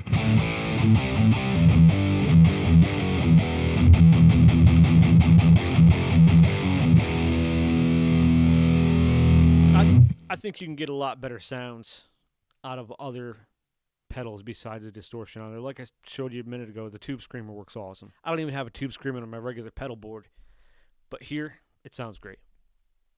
Now you got a fat distortion, which a distorted sound with a little thickness behind it, a little fatness. I'm gonna have some peaks on that one, that fatness. Now that is with a clean amp.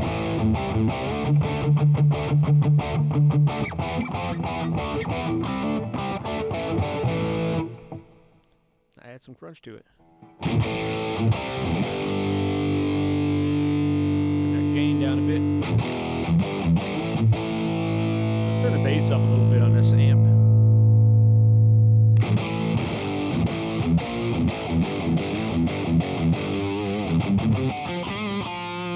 Yeah, it's like a little distortion with a little junk in the trunk.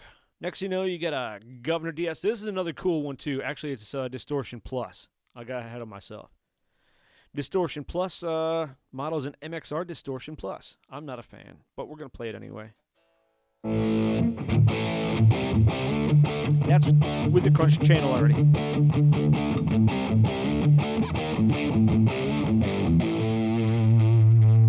Let's put it in a clean and then bump it up some.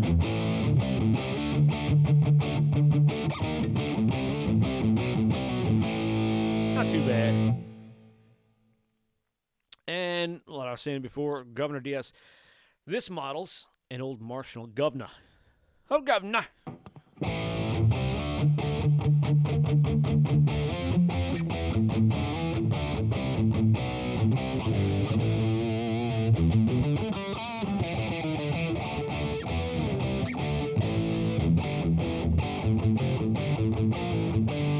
And that's on clean channel. We put it on the crunchy.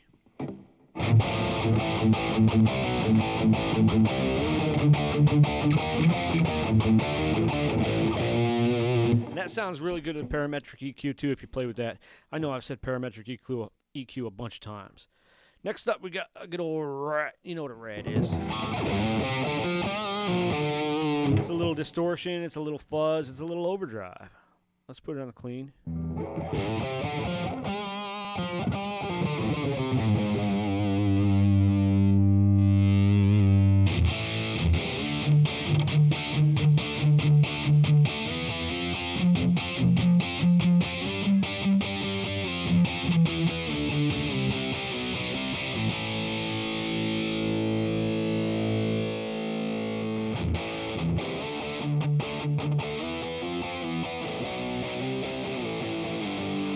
After the rat, you got the good old MT2, the Metal Zone. Now, Metal Zone and DS1 are two pedals that are very misunderstood and that are often not used very well. A lot of people say, oh, just plug the MT2 into the return of your FX loop and use it as a preamp, but then it just nullifies everything else on your FX loop, so what's the point? If you can't plug it into the front of the amp and get a good sound, it's not even worth having to put on your pedal board. I think you can get a good sound out of the MT2 if you EQ it just right and you try not to turn that distortion up too loud. In fact, right now, I'm going to crank it down to about 50%. I'm going to put the effects level at about 50%, and I'm going to turn this tone down and the bottom up a little bit so it's not so fizzy. Let's see what she sounds like.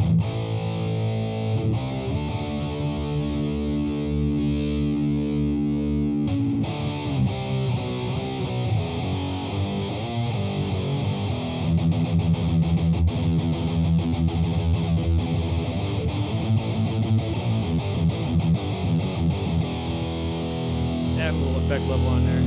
Crank it up just a hair.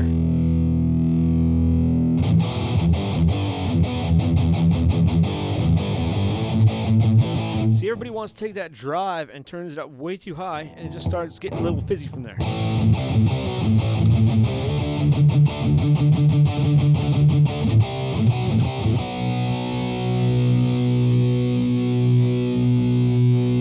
like to keep it 50 and below.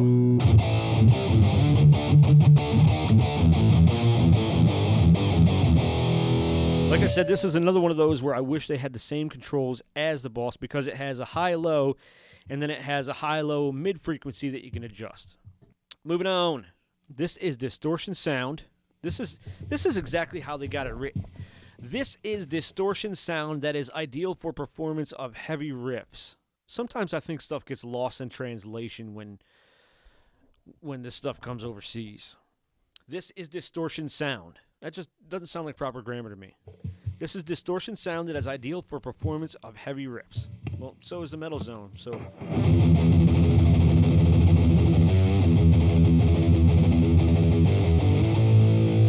boy, this one you really got to crank up the tone on. Might have to turn back to bottom too, but not too much.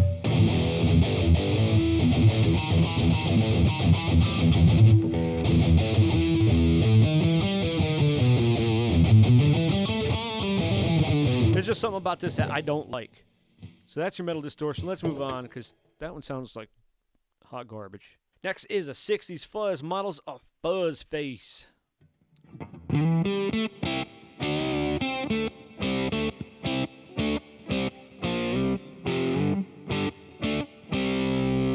Should we put in a little crunch amp?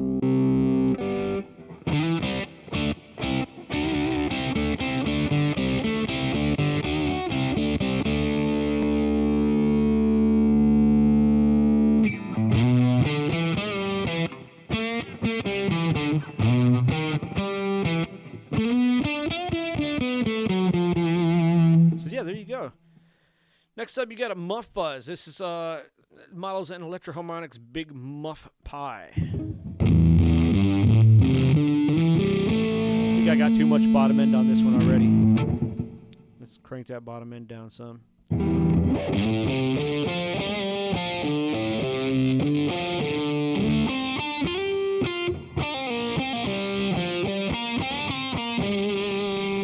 if we crank up that drive?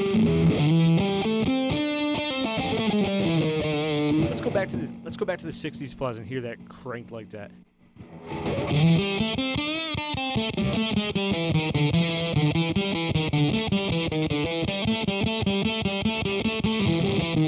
That's exactly how I expected it to sound. And now we're going to an octave fuzz, which is a fuzz with an octave.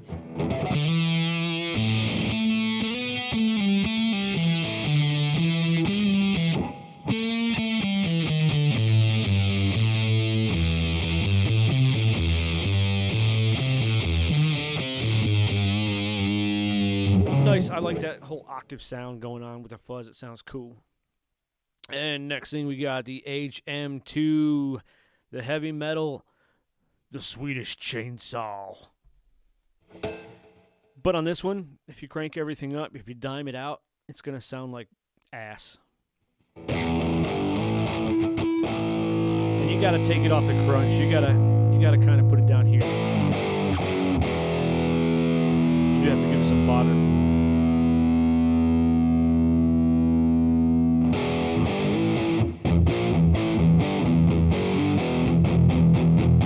Got that nice guttural sound to it. Let's go up to Snarly Dude and turn it on. See what she sounds like with the parametric EQ in it. Probably gonna sound rough.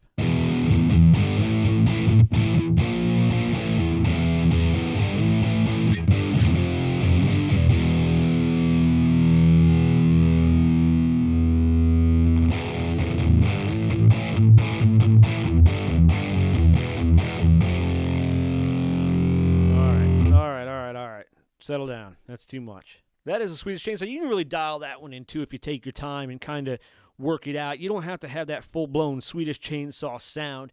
You can get a good, nice, guttural, gritty sound out of that one. Next up, let's go to the metalcore. This is a good pedal. Both of these are great pedals to have, like physical pedals, but the metalcore has a nice sound to it. We're going to keep that one on clean too.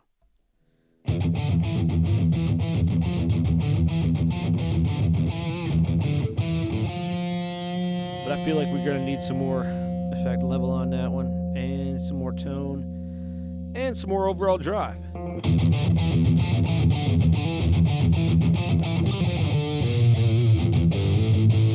This one you really have to EQ to boost it up. It's crazy. I don't know why, but it sounds so low in the mix. Turn it up some more.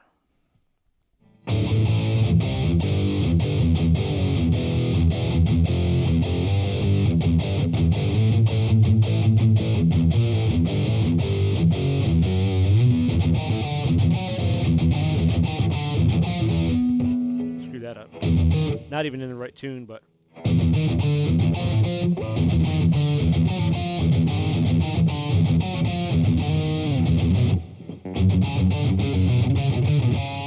Screwing up some ATR. Anyway, and last we got the Sintra Overdrive. We're going to have to put this on a crunchy because you got to hear this when it's not. Okay, this is supposed to be the clone.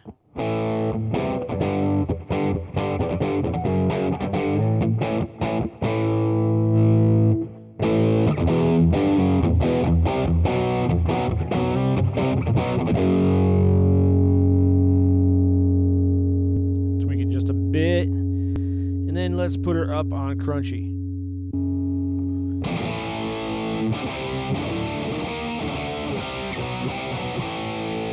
Nice, gritty, very treble-driven overdrive.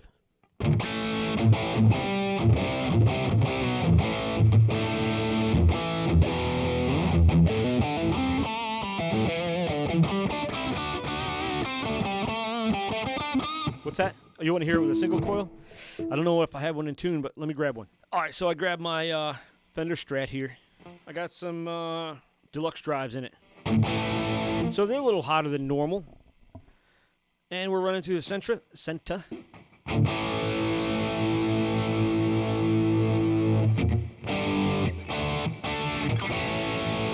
Sounds actually really good. It sounds better through a single coil.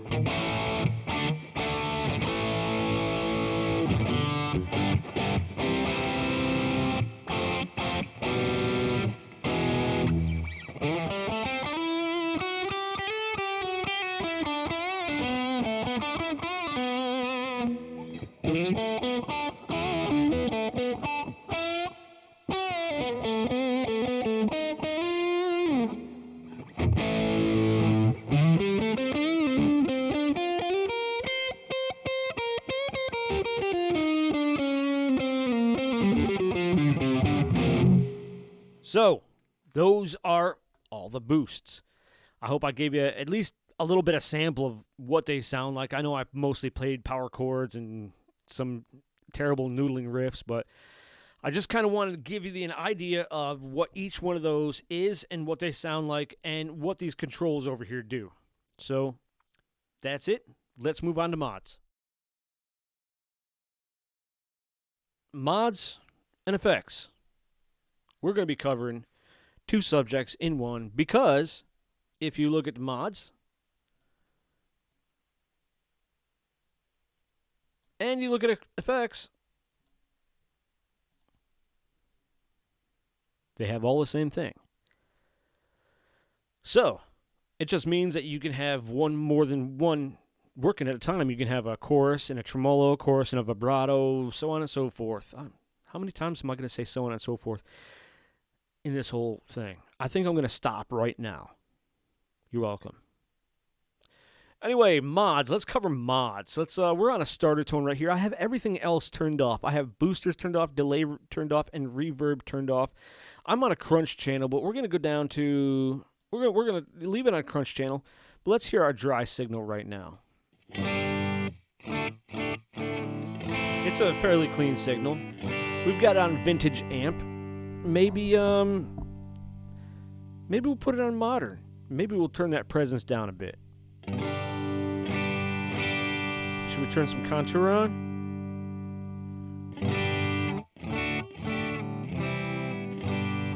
That sounds good.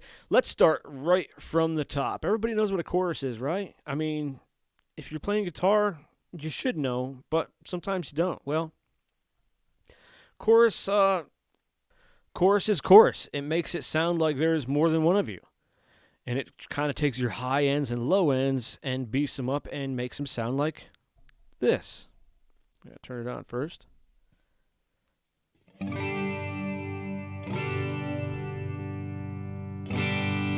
flat, and now there's more of you. Multiplicity. Beefs up your sound a bit. Now you got low rate, low depth, low pre-delay, low level, cross frequency, direct mix, high rate, high depth, high pre-delay, and high level. Let's read straight from the chorus over here about what each one of these do. I'm going to pull this over here so you can see it. The low rate adjusts the speed of the chorus effect by low frequency range. So let's test it out.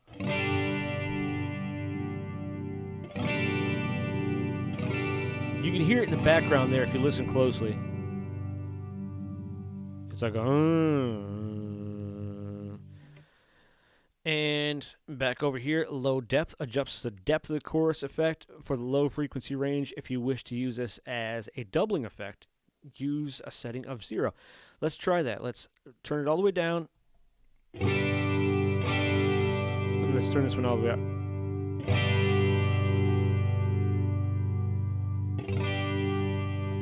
Honestly, I don't really hear much of a difference.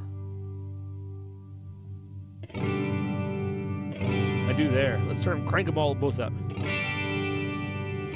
Just sounds weird in the background there. Now that almost normalized.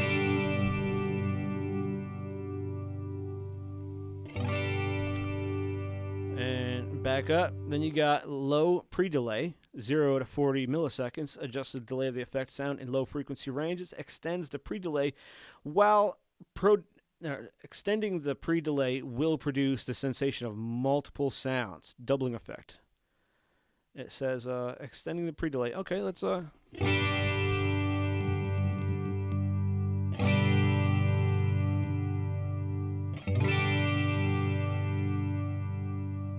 level. Frequency crossover. And direct mix.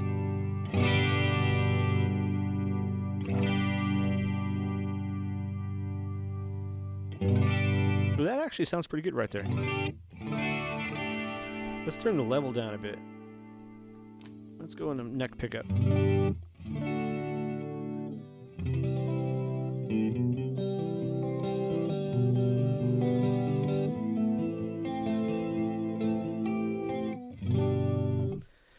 Next, we got high rate, high depth, and high pre-delay. So high rate adjusts the speed of the chorus effect for high frequency range. You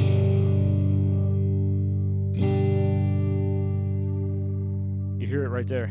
It's a little more ringy. That's probably a good balance right there at 39. High depth adjusts the depth of the chorus effect for high frequency range. Sounds like.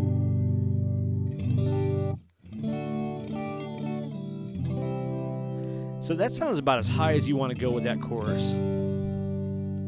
Trust me, these are going to get a lot faster, a lot in here in a second. And then you get high pre-delay, and it says extending the pre-delay will produce a sensation of multiple sounds, the same as low. So.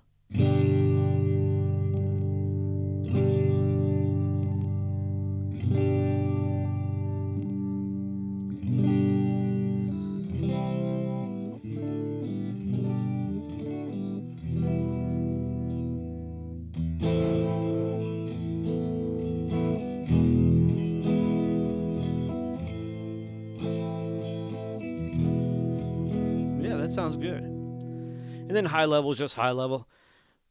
Next mod we got is the flanger. Flanger effect gives a twisting jet airplane-like character to the sound. Hear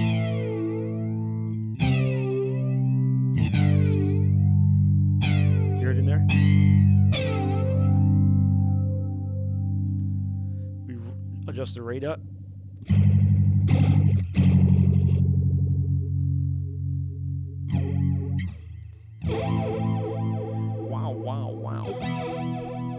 Adjust the depth to make it shallower or deeper.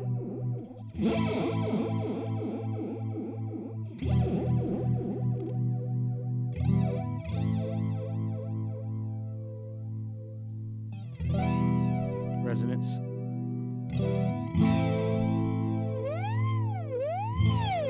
Stop, it's a police. I know that was corny. Resonance about 50.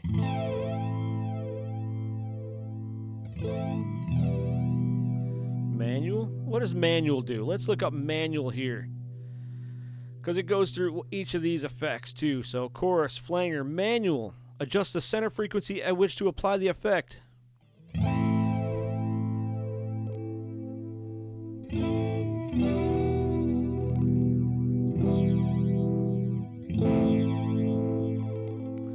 And the low cut sets the frequency at which the low cut filter begins to take effect. When selected flat, the low cut filter will have no effect.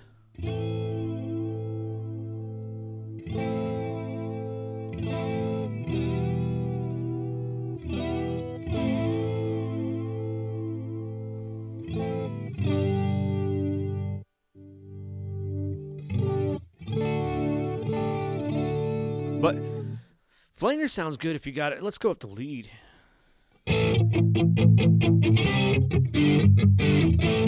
Sounds good with distortion.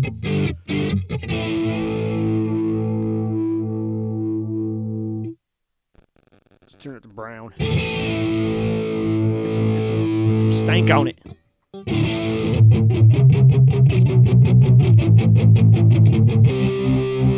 Too much going on there. Let's turn down the rate.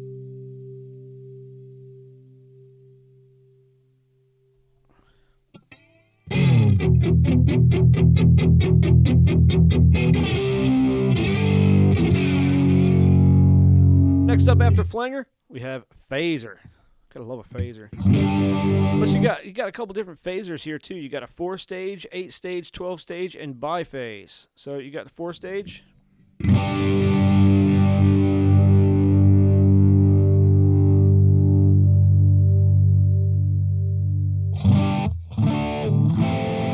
Let's put it on crunch or at least clean.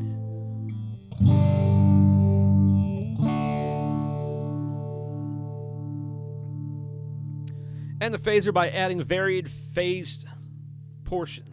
By adding varied phase portions to the direct sound, the phaser effect gives a whooshing, swirling character to the sound. Let's go to the 8-stage.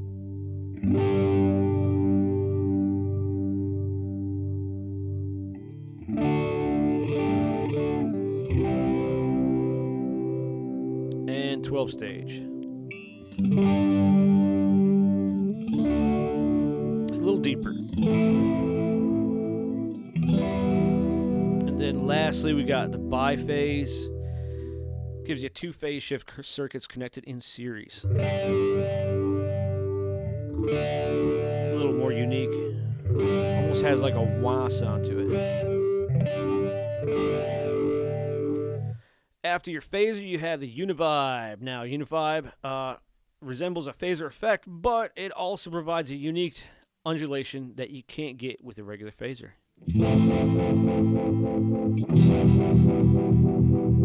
Let's turn that rate down a bit.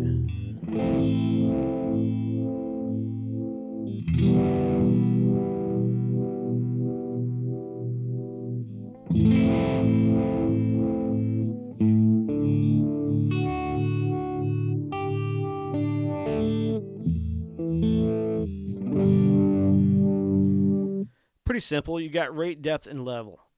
Next up, you got tremolo. You know, everybody knows what a tremolo is, right? All right. Well, let's hear it.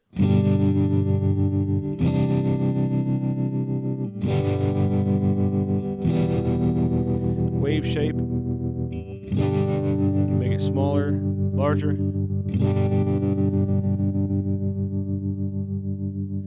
Rate, slow it down, speed it up. And depth. Go deeper or shallower. Now, vibrato is different than tremolo.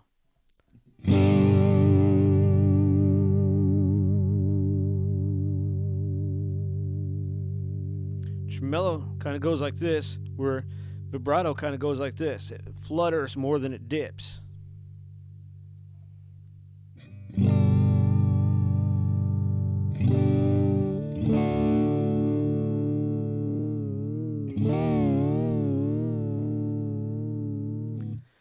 next we got rotary. Now, rotary, it produces the effect like the sound of a rotary speaker. Like a speaker spinning around. Slow it down. And you can change the depth of it.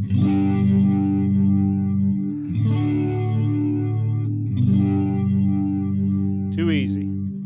Next thing you know, we got the ring mod. This sound can be unmusical and lack distinct pitches. You ready? Yep.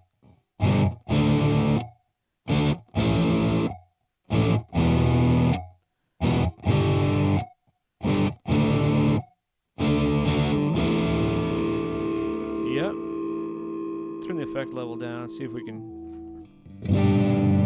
Now you got different ring mods here. You got normal and you got intelligent.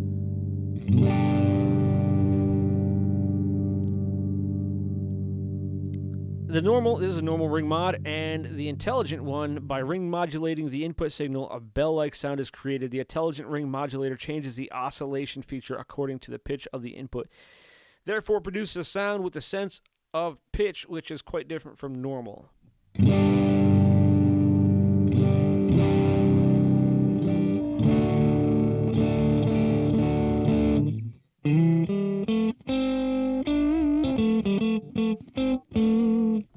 Next up, we got slow gear. This produces a volume swell, kind of like a violin. You ready?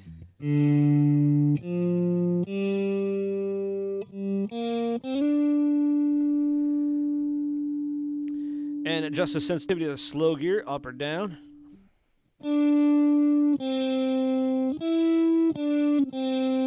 And the rise time, how long it takes to rise. Turn it down and make it slower. Or faster. Actually, that's just the opposite. Turn it up, makes it slower.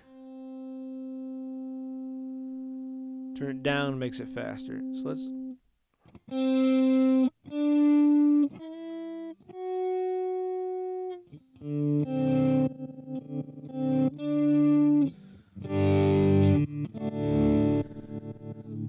Kind of sounds a little funky there if you're trying to play more than one note. And next thing you know, you got the slicer. This consecutively interrupts the sound to create the impression that a rhythm backing phrase is being played. You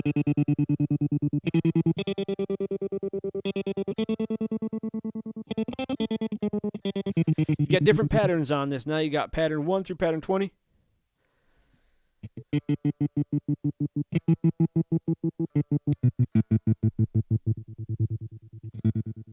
See, this one kind of fluctuates.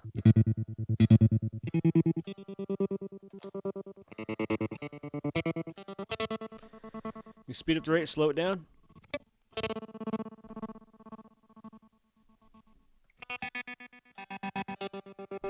And then you got trigger sensitivity.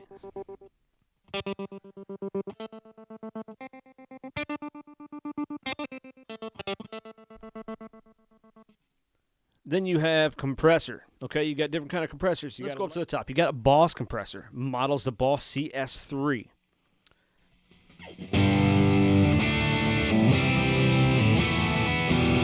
We're just going to go over it. I'm not going to sit here and try to demo each and every one of those compressors for you.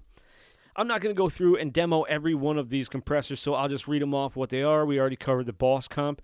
This is a high band comp. It's a compressor that adds even stronger effect in the high end. Then you got Light, is a compressor with a light effect. Decomp models an MXR Dynacomp. Orange models the sound of a Dan Armstrong orange squeezer. Then you got Fat.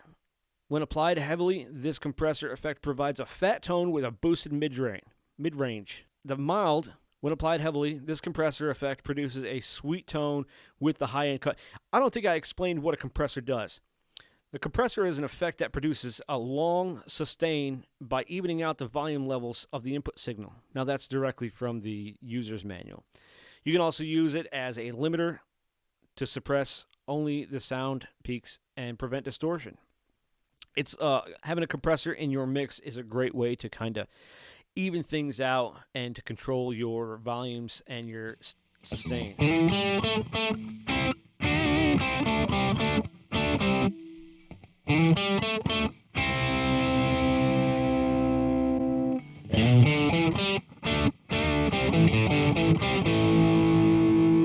right, next up we have the limiter, which a limiter is similar to a compressor. It attenuates loud input levels to prevent distortion. So if you're trying to... Let's put it on clean. Okay, normally clean without the limiter.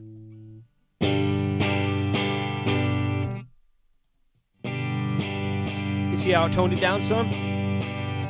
Now that's the Boss limiter. You got other limiters here. You got a RAG 160D. This model is a DBX 160X, and you got the VTG RAC U models a UREI 1178. After that, you got TWA, produces a wah effect with the filter changing in response to the guitar level. So, TWA. Now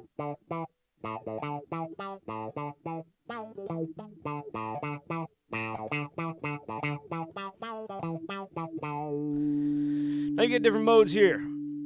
BFP, band pass filter, provides a wah effect in a narrow frequency, and an LPF, low pass filter, provides a wah over a wide frequency range.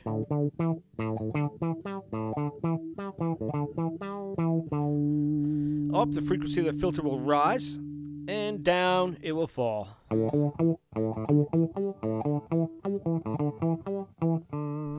I like the BPF myself, and I like up.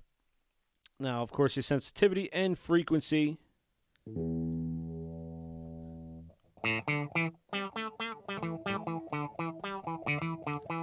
And your peak. You can crank your peak up. It adjusts the way in which the wah effects applies to the area around the center frequency.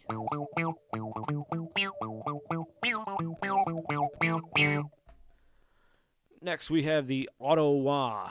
Now, the auto wah changes filtering over a periodic cycle, providing an automatic wah effect.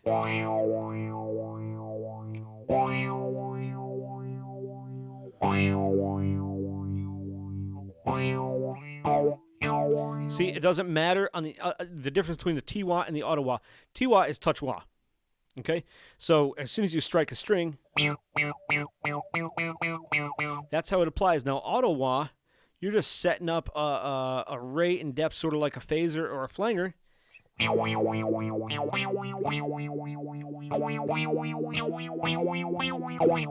can change notes between wah-wah-wahs. Okay? Next thing you got is your pedal wah. Now, pedal wah is controlled with your pedal effects. Okay? An expression pedal that you can either plug into your GAFC, which we'll cover later, or plug it straight into the back of the amp if you have a 100 or higher. Now, you got different wahs here. You got a cry wah, which is a typical crybaby, Vox wah, a fat wah, a light, a 7-string wah, and a resonant wah, a reso. So you got several different wahs to choose from. You can cry any which way you like. Next thing you know, you got a graphic equalizer. You can play with that sometime, or a parametric EQ. So with this, now listen, it gets a little crazy here, because in a mod, you can have a parametric EQ. Then effects, you could have a graphic EQ, and then you got 2 more EQs here, and then you could put the global EQ. So you could have 1, 2, 3, 4, 5 EQs running at once, which is just nuts. Then you got guitar sim. This is interesting, okay? Because right now, I'm running through a single coil. Now, this says single to humbucker, all right?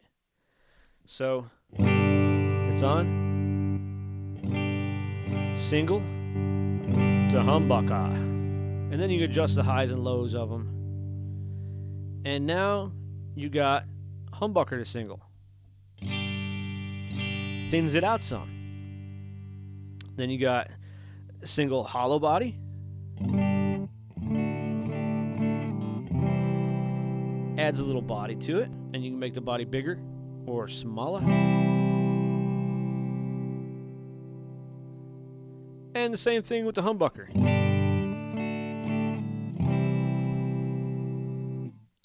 And then you got single acoustic. Gives you an acoustic simulator, like a single coil guitar to an acoustic. Humbucker. And lastly, piezo. After Guitar Sim, you got Acoustic Guitar Simulator, which it's basically like a Boss AC3, AC2, something like that. And then Acoustic Processor, which you got medium, small. And then you got all your adjustments in here. I'm not going to go over each and every one of them. And then Power, which none of them sound like they're really doing a whole lot until you do that.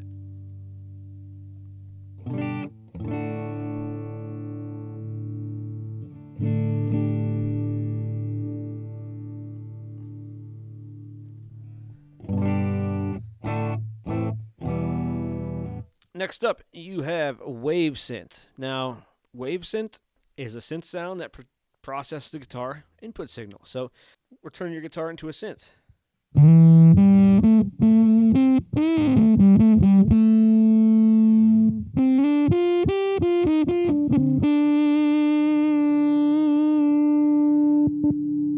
Turn up the synth level, resonance, and cut off.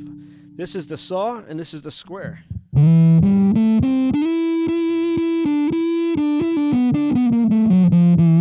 The saw is like a jagged, okay, and the square is more like a square.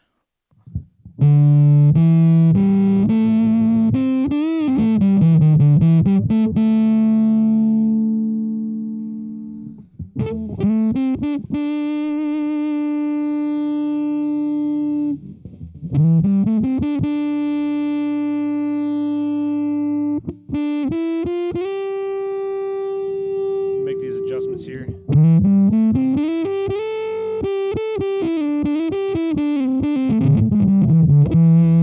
I don't think it's that good of a synth modulator, but whatever. Octave. Okay. Everybody knows what an octave is. It adds a note 1 octave lower and creates a richer sound.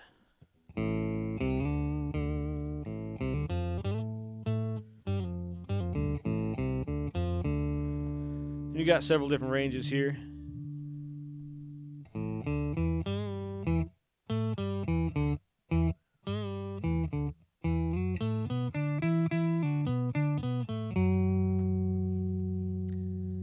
And then you got heavy octave. This adds a heavier octave. This adds sound lowered by an octave to the original sound. Since you can play chords even when using this effect, you can still use it to fatten the sound of your chords playing as well.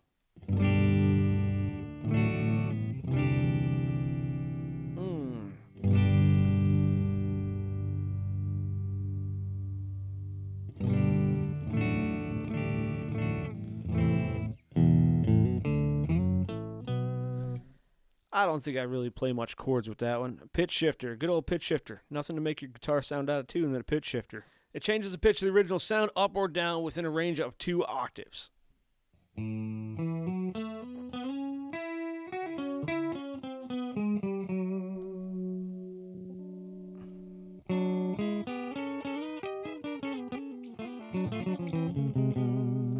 Makes your guitar sound all jazzy. You got 2 voices here.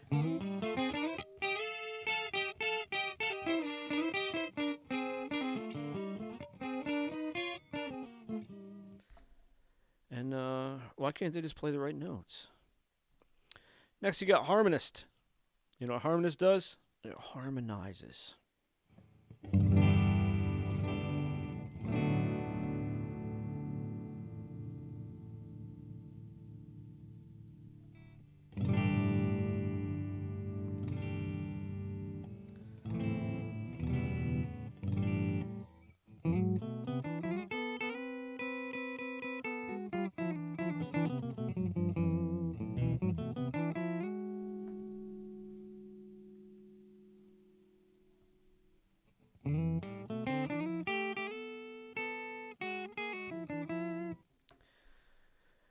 So a harmonist is an effect where the amount of shifting is adjusted accordingly to analysis of the guitar input, allowing you to create harmony based on the diatonic scale. Unfortunately, I didn't take a whole lot of music courses in high school or college, and I don't know what any of that means. But basically, it makes your guitar sound funny. Like it's trying to harmonize it by changing octaves. So that's a harmonist. You got two voices. I'm not going to cover too much of that. And you got humanizer. This says it creates a human-like vowel sounds.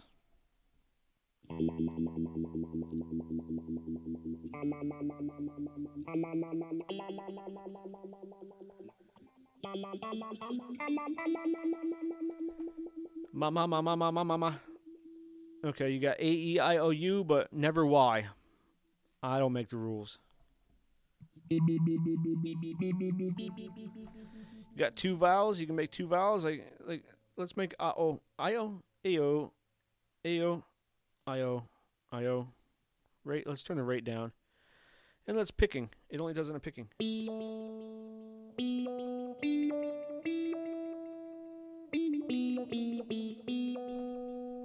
And auto. Let's go back down to auto.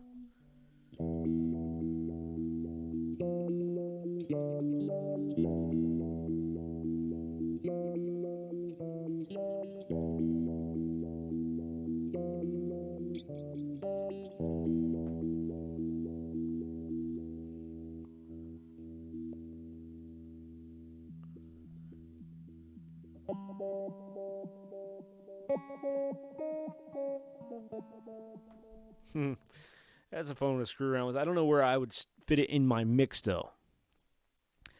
Next thing, you got Phaser 90E. This is the Eddie Van Halen MXR EVH 90 phase shifter. This one simplifies the phaser quite a bit more than the other phaser.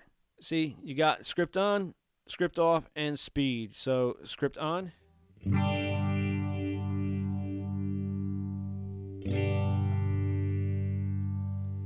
It switches the character of the phaser.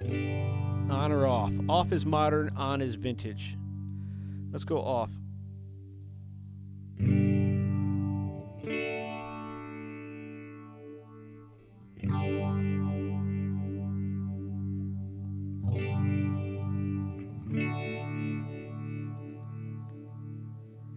And after that, when you got the Flanger 117E, also Eddie Van Halen, EVH 117 by MXR.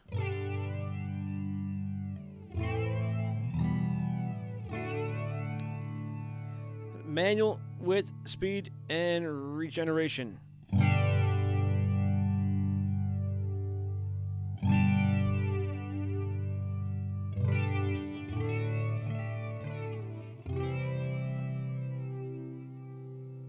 I like that flanger better than the other one. After that, you got the Wah 95E, and of course, you got to control this with your pedal effects. We'll get into that later. And you got the good old DC30. Now, this is it models a Roland DC30, which is a chorus and echo effect.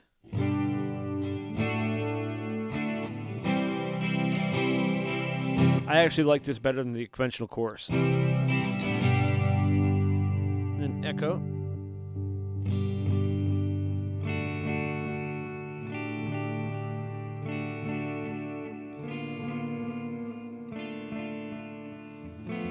I just made up a chord. It doesn't make any sense. I don't even know what I did. It was like, it doesn't matter. It's got a nice echo effect on that DC30. And lastly, pedal bend. And of course, you have to use pedal effects on that, and we will cover that when we get there. So that covers mods and effects. Like I said, both of them are the same, and you can have more than one on at a time. Next up, we will cover delays, which will be covered in delay 1 and 2, because guess what? They're the same too. You just can have more than one delay. That's all. And now we are right back with delay. So, delay on here, you have one that can be always on, whether it's on your panel or not, and one that you can turn on and off. Both of them have 3, 4, 5, 6, 7, 8. 8 different delay types. Over here, see? 5 and 3 more. 8. So let's just turn on the one delay here, and we'll go start working with digital delay. Digital delay. Yeah. Sometimes I just can't talk. So you get the delay. See, you got delay parameters. Okay, you got delay time. It adjusts the time. You got the feedback, high cut, effect level, and direct mix. High cut sets the frequency at which the high cut filter begins to take effect. When flat is selected, the high cut filter will have no effect. Now you do have tap time on some things, and you can adjust the tap time on the panel of your amp with a little tap button. Oh, I'm talking to no one. Oh no, I'm still recording. Good Lord. It's been a long day, and I come home and I just try to make some videos, and sometimes I forget what the heck I'm doing. I thought I honestly did not hit record. But yeah, here we are. Okay. let's knock this out here. Digital delay. You got digital delay, simple monaural delay. Then you got pan, allows you to obtain the tap delay effect that divides the delay time, then delivers them to the left and right channels. Let's play with delay here. You got delay time, milliseconds. And you got your feedback, adjusted volume, that is returned to the input. A higher value will increase the number of delay repeats. So let's crank it right up. Do,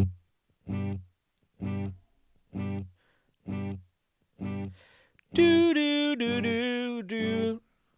Sorry, I had a little Elton John thing going on there.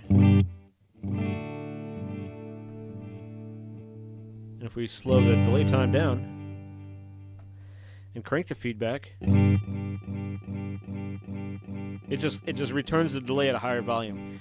Whereas if it's set lower, it'll fade out quicker. You turn it up, it'll fade out slower. So you crank that up and crank both these up. It's a long pause between it. So the higher the number, the longer pause between the notes. So even if you did like a...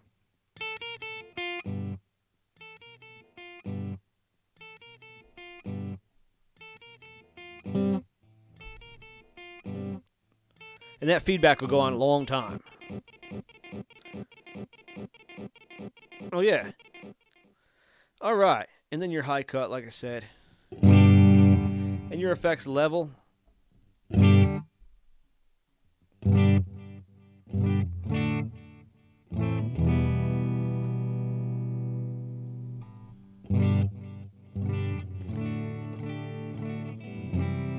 That's digital. All right, let's go on to pan. Now, pan, you got a little extra. Where is it at? Tap time. That's where you can...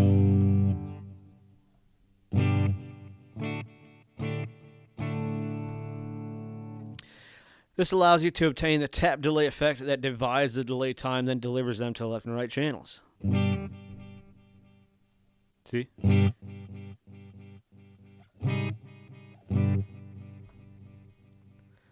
After pan, you got stereo. It's just a stereo in-out delay. Then analog gives you a mild analog delay sound.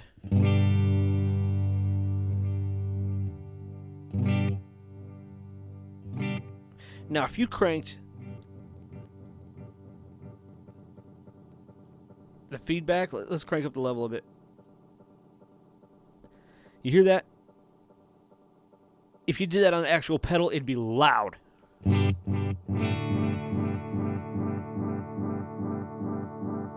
it just goes on until you turn it down.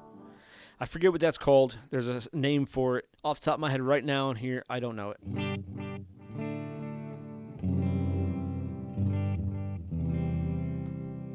And next thing you know, you got tape echo.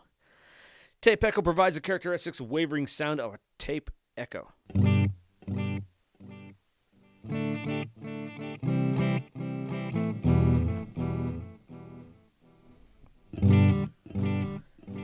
Next thing you get reverse. This produces an effect which the sound is played back in reverse.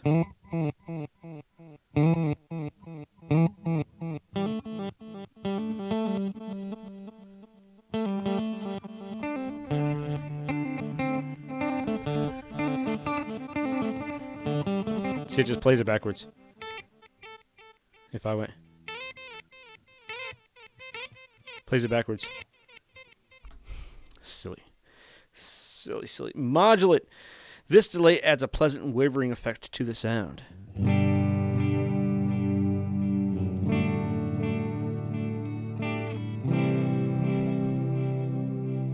you got a couple mod rates, mod depth.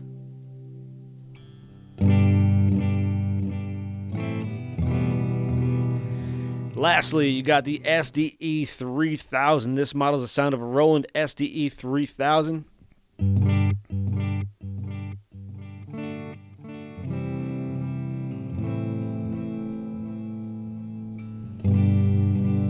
You got all sorts of things you can play with on here. Delay phase, normal, inverse.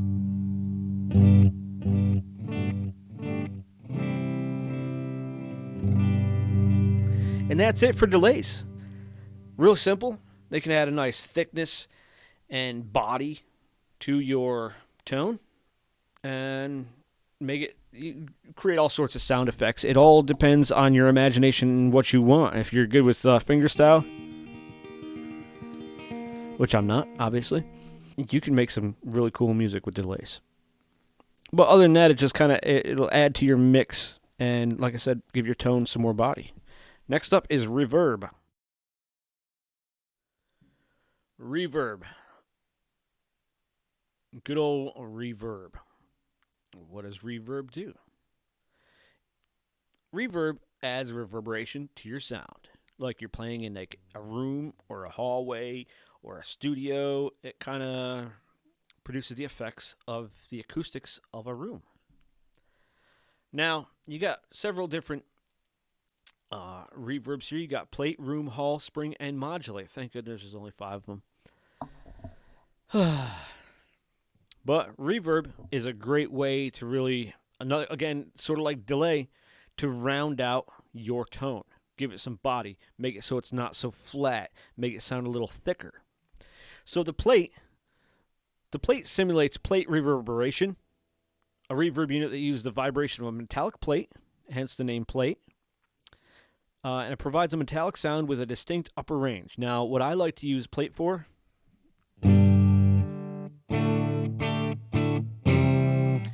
is not on this guitar. Let's switch over to a humbucker again. Okay, I got the Jackson Warrior going on here. I haven't picked this one up in a little while.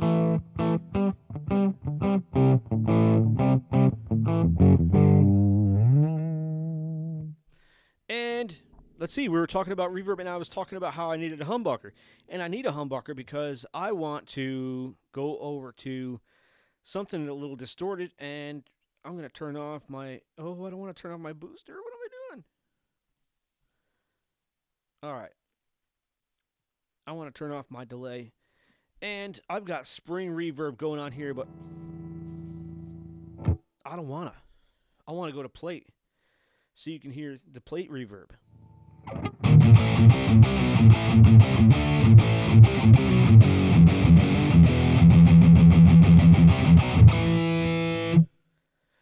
And you got your high cut, low cut, density, effect level, which I'm going to crank up a little bit here.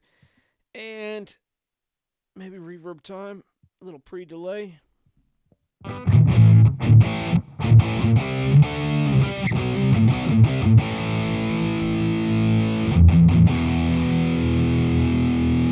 Let's go to the metal zone. The metal zone.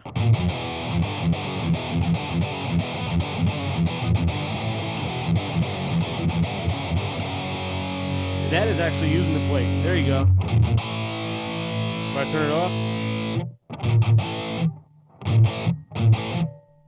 you hear the difference? Crank it up some.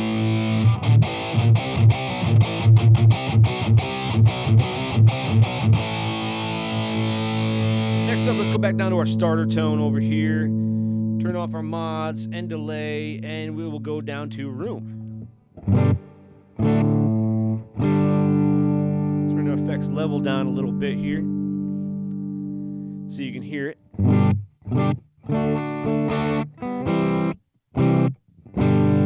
Oh, I turned it all the way off. My bad. See, it's supposed to sound like you're in a room.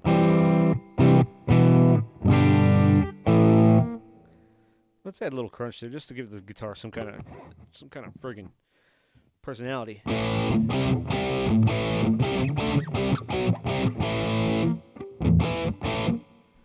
And after room, we got hall, which makes it sound like you're playing in a hall, concert hall, that is, not like the high school hall.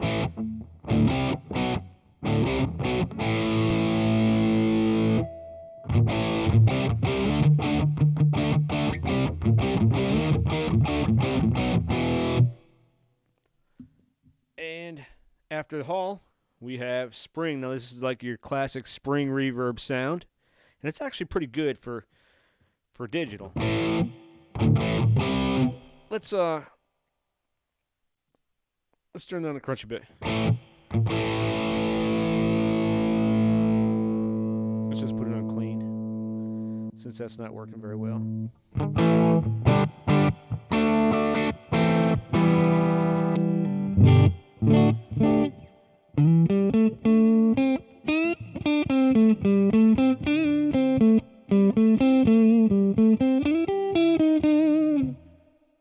Let's put a booster on that.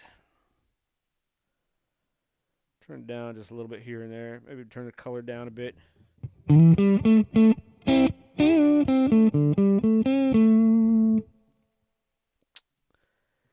Let's find the good old blues driver on here.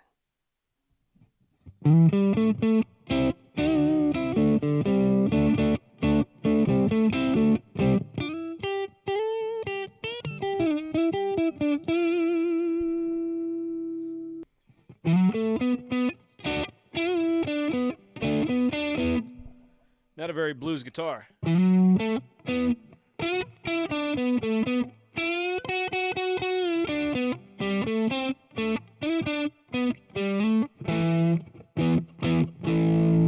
So yeah, that's the that is your spring reverb. And last but not least, we just say that because we got modulate. Now, what modulate does, it adds the wavering sound found in a hall reverb to provide an extremely pleasant reverb sound. Let's find out how pleasant it is.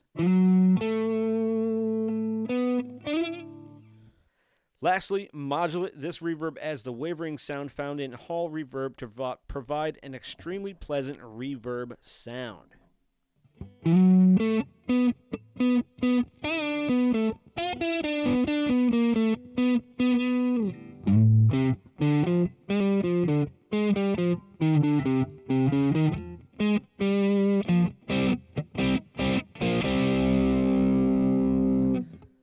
And that covers reverb.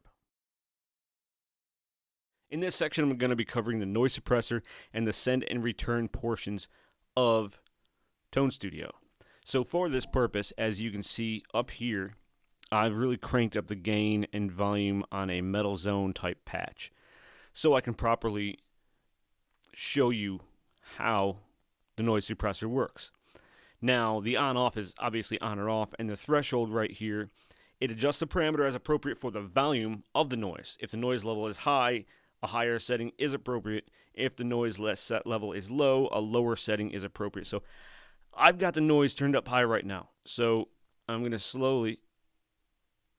put it up to 50, and then I'm going to turn the volume on my guitar up. See, right now it's cutting it. Now if I turn it down, I'm getting that noise. And it sounds loud. I'm sorry about that, but for demonstration purposes. Back over here, and we'll slowly crank it up. And this is one of those things you have to find in the sweet spot of a noise suppressor, is that point where it suppresses the noise. So right about there is a good spot. Wonder if I can turn the volume down just to. Yeah, okay, that's better. So it's not so loud on your ears. And it sounds like garbage, but I'm just using it as a demonstration. So we got some noise in there. I'm going to slowly crank that up until that noise is suppressed. Now, the threshold, it adjusts the time for when the noise suppressor begins to function until the noise level reaches 0. So, see if we can demonstrate that. Let's turn that noise suppression down just a bit. And then that adjusts the time so you can kind of where it shuts it off, or where, like I said, the noise level reaches 0.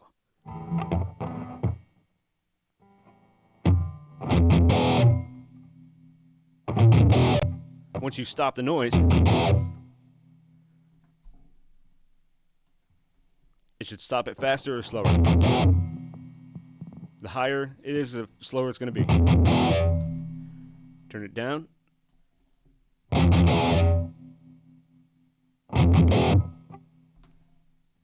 Turn that release down. It cuts that noise faster. Turn it up. It's higher, it's slower. It's a lower threshold. So you kind of want a lower threshold if you got a lot of noise.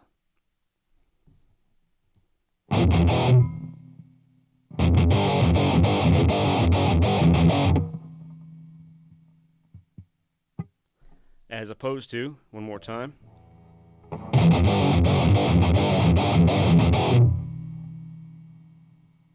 It's a longer turn down.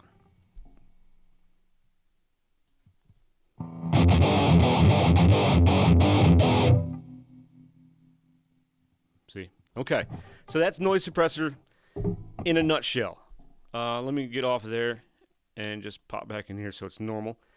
And let's go over to send and return. Now, send and returns, it's basically, this is your effects loop and your send and return on your effects loop.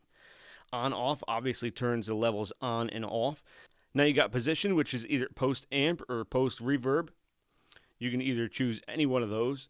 I can't really demonstrate because I don't have anything going in my effects loop. So, I mean, if you're running your effects loop, then you would mainly deal with these things. And then you got your mode, your series or parallel. Now, your series or parallel specifies whether the external effects unit is connected in series or parallel. Then you got your send and receive levels. So your send levels may be high, and your return levels may need to be adjusted lower or higher. You're going to have to play with that one. Sometimes your send levels are too high, and it can create interference or clipping. So you might have to turn your send levels down, and your return levels, same thing. So that's a noise suppressor and send and return in a nutshell. I know I've already said nutshell, but I mean, it's fairly simple. So there you go. Next chapter. All right, in this section, we're going to cover some easy stuff, actually. It may not sound easy, but you got your solo, your contour. Clicking on the wrong thing over here. You got your solo, your contour.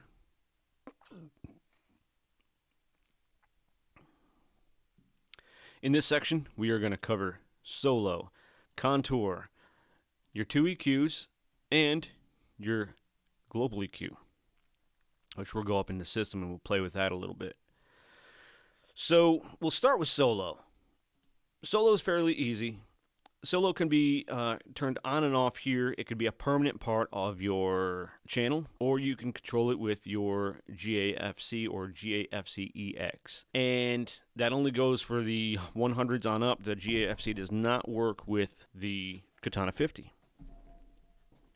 So you got your on-off switch here, obviously. And then you got your level. And then you have your solo EQ, which you can adjust all these parameters on your solo EQ, and you can put amp in or amp out. It's up to you how you want that to sound. Let's see if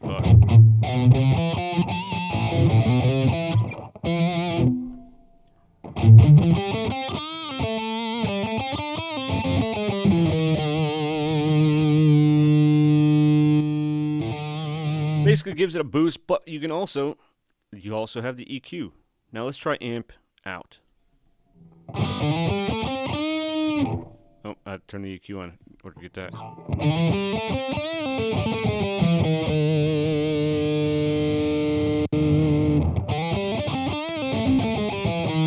You can hear the difference, but you also have, you know, if you got it at flat, you're gonna have no effect on your tone. If you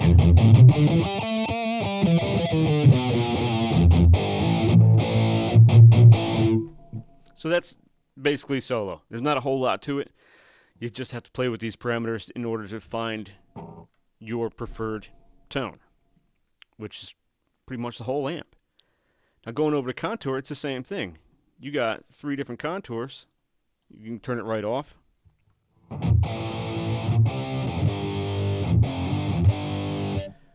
Or you can either turn it on off here or over here. It doesn't matter. We'll turn it on over here. And contour 1. You got 4 different types and a frequency shift.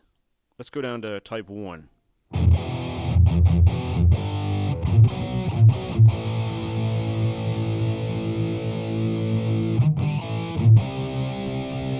You hear a slight frequency shift when you do that.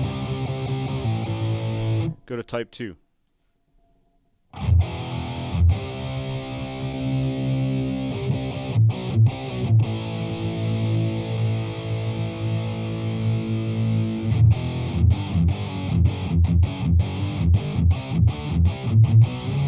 And type 3. And you can customize these. Basically what I'm getting at is you can customize parameter, let's say contour 1, we'll just say type 1, and we'll put it at about, let's say 25. And then we're going to go to contour 2, we're going to put it at type 2, and let's say 0, because 0 is going to be 50. And then we're going to go to 3, and we're going to go type 3, and then we'll go to 25 again. It's a little lower. That's fine. Now let's listen to all 3 of them. If we go no contour off, or with contour off. Contour 1.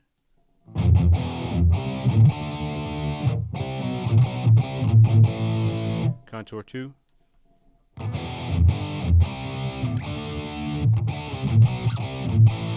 And contour 3.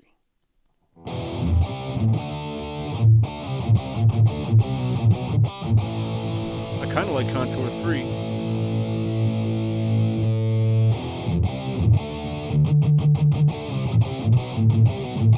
I kind of like type 3 right there.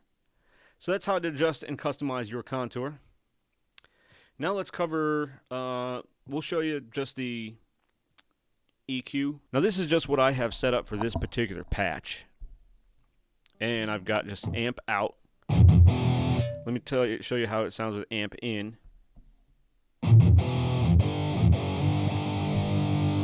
Not much different. It sounds a little more muddier on amp out.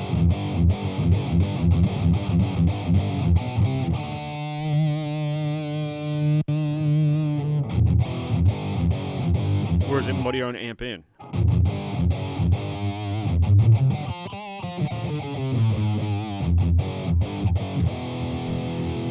And I'll provide a link. I've got links over here for several tutorials, I guess you want to call it, some articles on EQ. If I was to spend any time here on EQ, I would be here all day. And we just don't have time for that because this whole guide is long enough. So I'm going to provide some links down in the description of the video of places that you can go check and kind of educate yourself on the different kind of EQs, whether it's graphic equalizer, what to cut where, and how to obtain that sound that you think you want.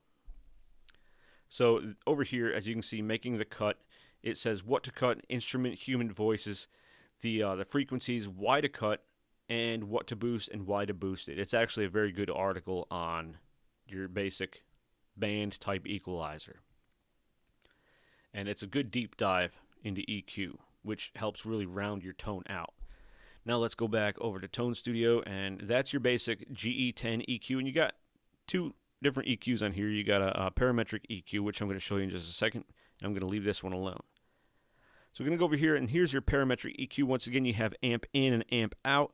And over here, you can run 2 EQs at the same time. But like I said before when we were covering modern effects, you can have an EQ here, an EQ here, an EQ here, an EQ here, and an EQ here. So you can run like 5 different EQs. It's insane. But parametric EQ, I also, this adjusts your tone with 4 different bands, as opposed to the GE10, which is 10 bands. Now, when you have things like flat If they're at flat, the low cut is just going to be flat. It's not going to affect your tone whatsoever.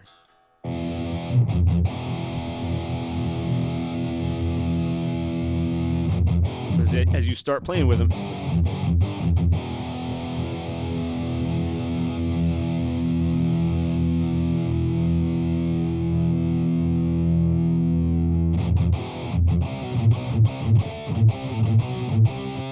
you got low, mid, and high gains and cuts that you can play with in here. And parametric EQ is a great way to really round your tone out and make it sound so much better. For instance, let me pull up a screenshot I have of a settings I used for a different patch for my Snarly Dude patch up here. And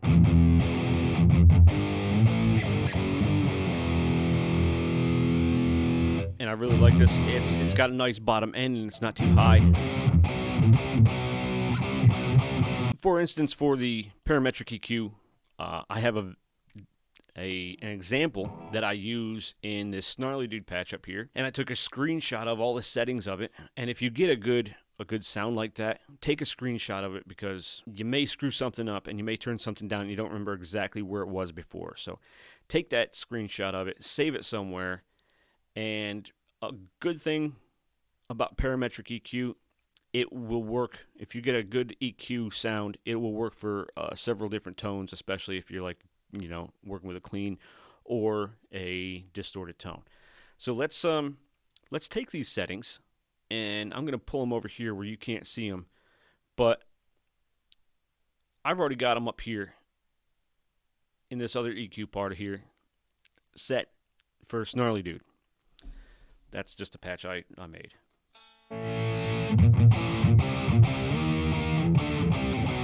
Something slightly come out of tune. Whatever, we're just going to have to deal with it for now. Now this is all going to tie in together.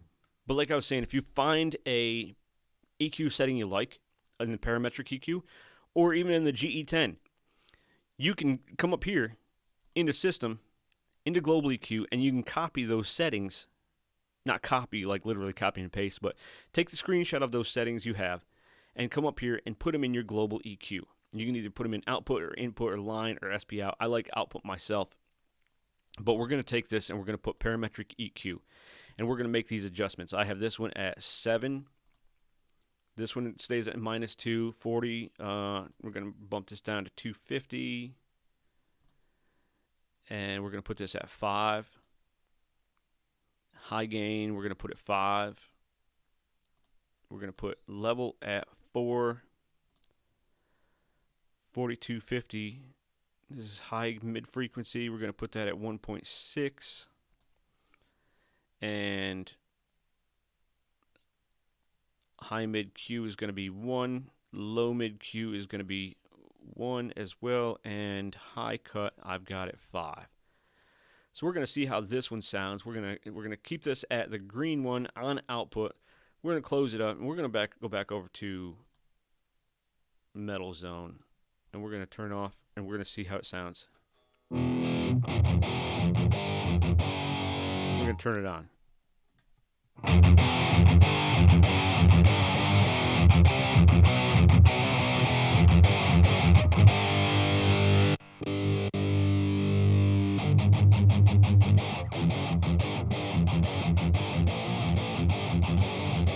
See how that kind of really opens it up. It may not sound all that great, but let's turn off the 10-band EQ, see how it sounds.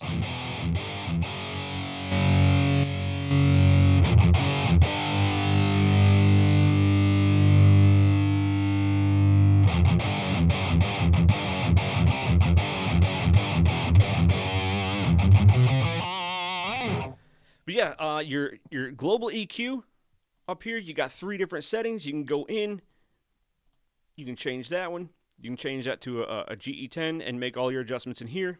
And those EQs will be available to you whenever you want to just, whenever you're going through. Let's go over here to, we'll go into clicking on the wrong screen here. We'll go into a Pink Floydish type patch.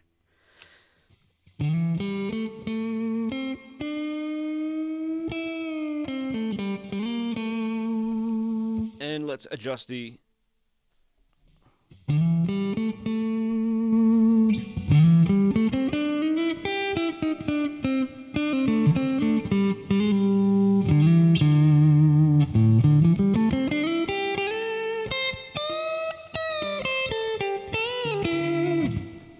yeah, it's always there. It's always available. It's like on and off. That's what the great thing about global EQ is. You can really dial stuff in. Now, obviously, like I said before, you got two different EQs, and I think we just about covered everything here. I covered contour, solo, and the EQ and the global EQ. Let's go back over to the Metal Zone 1, and we will turn on.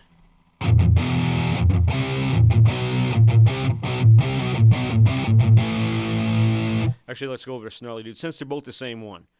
All right, I'll go over here, and we got two of them on. It's way too much. Let's turn one off. So we're going to turn that one off. But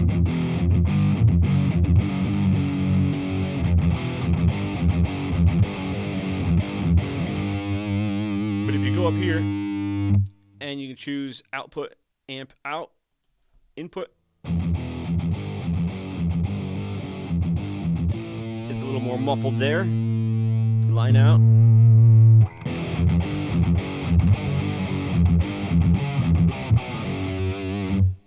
And lastly, SP out.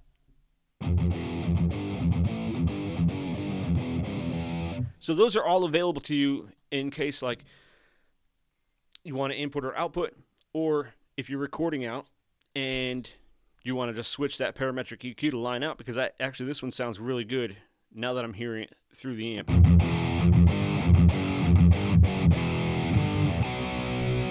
As opposed to that subtle difference, but it's still a difference. But yeah, play around. Get that tonal shape global EQ part set up for yourself. You won't regret it. And then, play with your EQs. Back what I was saying before, I have another link here for parametric EQ. Actually, it's already up here. And this is guitarmasterclass.net. I have no affiliation with them. And they go and explain the frequencies of the parametric EQ as well, and how you can kind of adjust that to round your tone. I've been dreading this part of the video ever since I even started thinking about making this video, because the GAFC EX is a huge pain in the butt. And I'm just going to call it the X from now on, because I always call this a GAFC. And throwing those extra letters onto this one is just kind of stupid. So, Boss's instructions suck, so you got to kind of figure a lot of this stuff out on your own. Right now, it's in regular channel function. It has 3 different functions. Regular channel function, you got 1, 2, 3, 4. You see one LED on right now, and the blinking red light means we're in bank B, as you can see on Tone Studio. If I hold it, the LED goes out, and we're in bank A. So if you look up on Tone Studio, channel 1, channel 2, channel 3, and channel 4. We're going to switch back over to B, and now it's blinking again, and we are in B, and I am in my GAFC EX demo channel. So let me show you the next function of it. Now if you just tap it once, now you are in effects function, the brown ones. So if you want to turn effects on and off, watch, I'm going to hit this reverb one, and it's going to shut reverb off up in Tone Studio. Booster on, booster off. It's that easy. Now the last function is you hold it, and it's got the different functions here like boost solo. Now let's say I did have a boost on. I can turn the solo on and off right from there. As you can see, it's on, it's off, and so on and so forth. Now this, come over here. You see the pedal effects on? I can turn the pedal effects on and off from here. And then the loop, you can turn the send and return on and off from here. I'm assuming these are tap functions for like time delay tap, but I haven't played with them, and I can't demo them because even with delay on,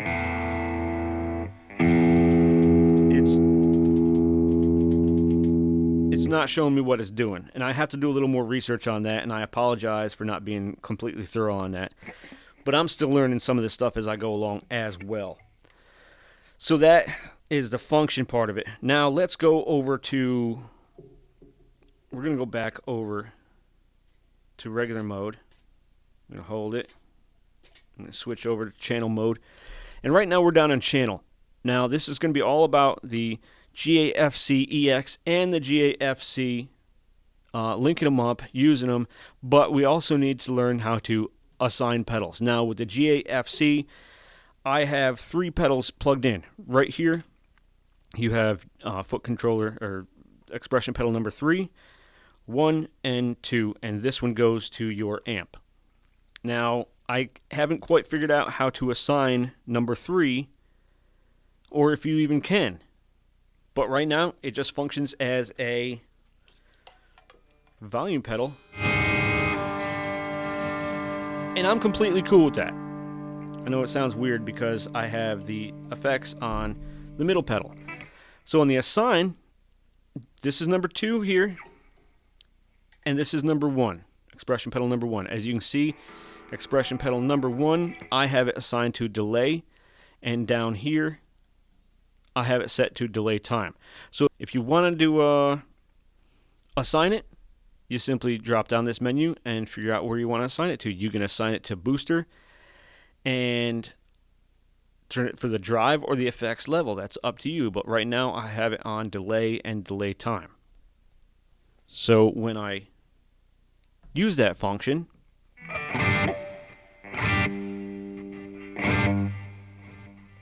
you can hear the delay time move.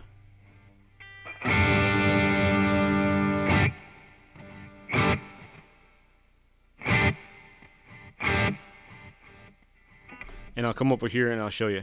You can see me using it up there, over here in delay time.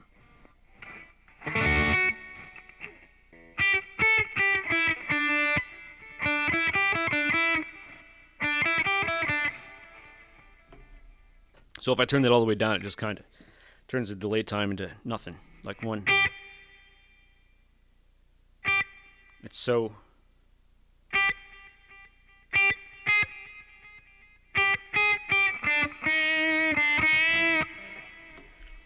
And go back over to assign, and I have the second one assigned to pedal effects. So if I go over here to pedal effects, you can see it's assigned to the pedal position. So if I play, and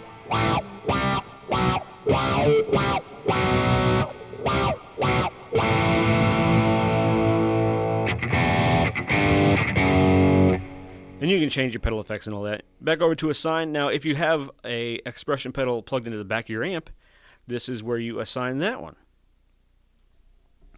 And I tried seeing if that controlled this expression number 3, and it didn't. So that's that. So that covers the very basics of the GAFC-X.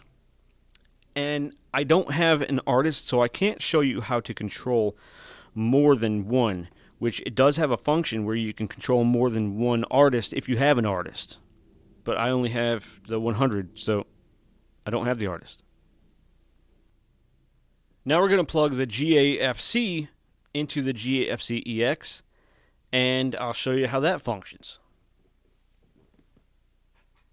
You have to unplug the third expression pedal and plug it into your GAFC-EX. And it has 2 different ones. I'm going to show you what each one of them does on that. So we unplug that, and we're going to plug in the GAFC into the back here. And let me show you on the instructions. The back here. You have a little switch here. When you plug the GAFC in, you plug it in here, and you switch this switch here. If you're plugging an expression pedal in, you plug it in here, and you switch it over here.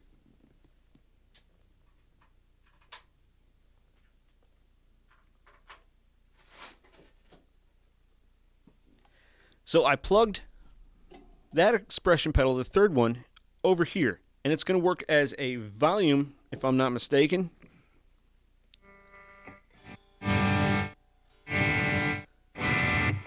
But if I plug it into the effects,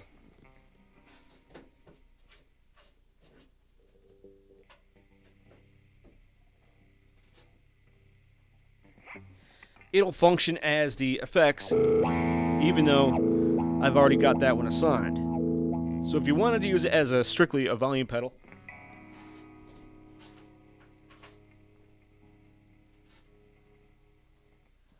you plug it in over there.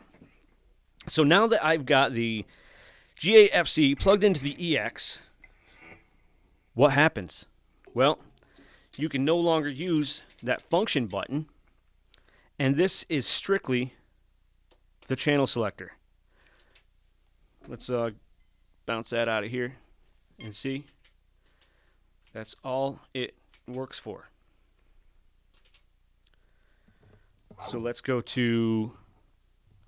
back to my demo channel. Let's play with the assign a little bit, okay? Right now I've got the second pedal as delay, but let's put it as a mod. Let's go up to our mod, and we're going to turn that delay down a little bit, and let's go up to our mod and change our mod to, let's say, tremolo. And now it's going to adjust the rate on that tremolo. Let's turn the tremolo on. But if you go back over to assign and you come down here to mod and find tremolo, the preset is obviously rate, but you can change the rate to depth if you like.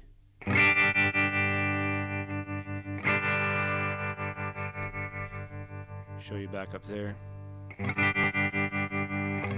But that is all up to your imagination and what you really want to do with it when it comes to assigning. So what does a GAFC do? Once it's plugged into the GAFC EX, well, as you know, this is all just a channel operator, and now this is strictly the effects.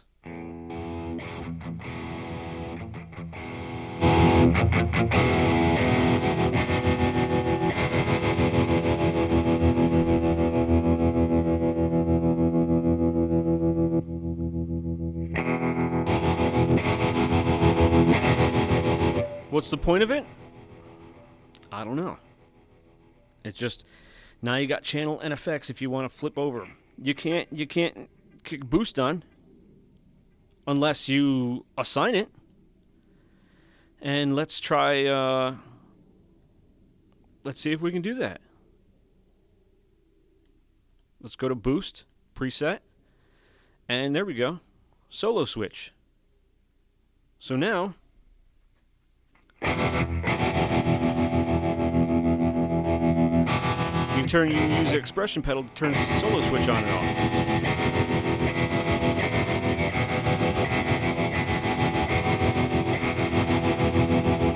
off. Let's experiment a little more. Let's go over to assign here, and this is pedal effects. Can we just go down to pedal effects and use it as a switch for on or off? It doesn't appear so.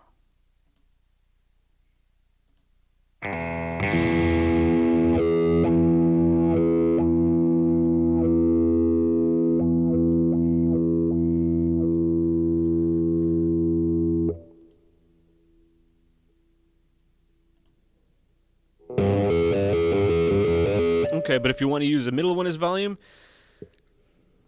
set it as foot volume, and then you can come around and plug that one into FX. Let's do that.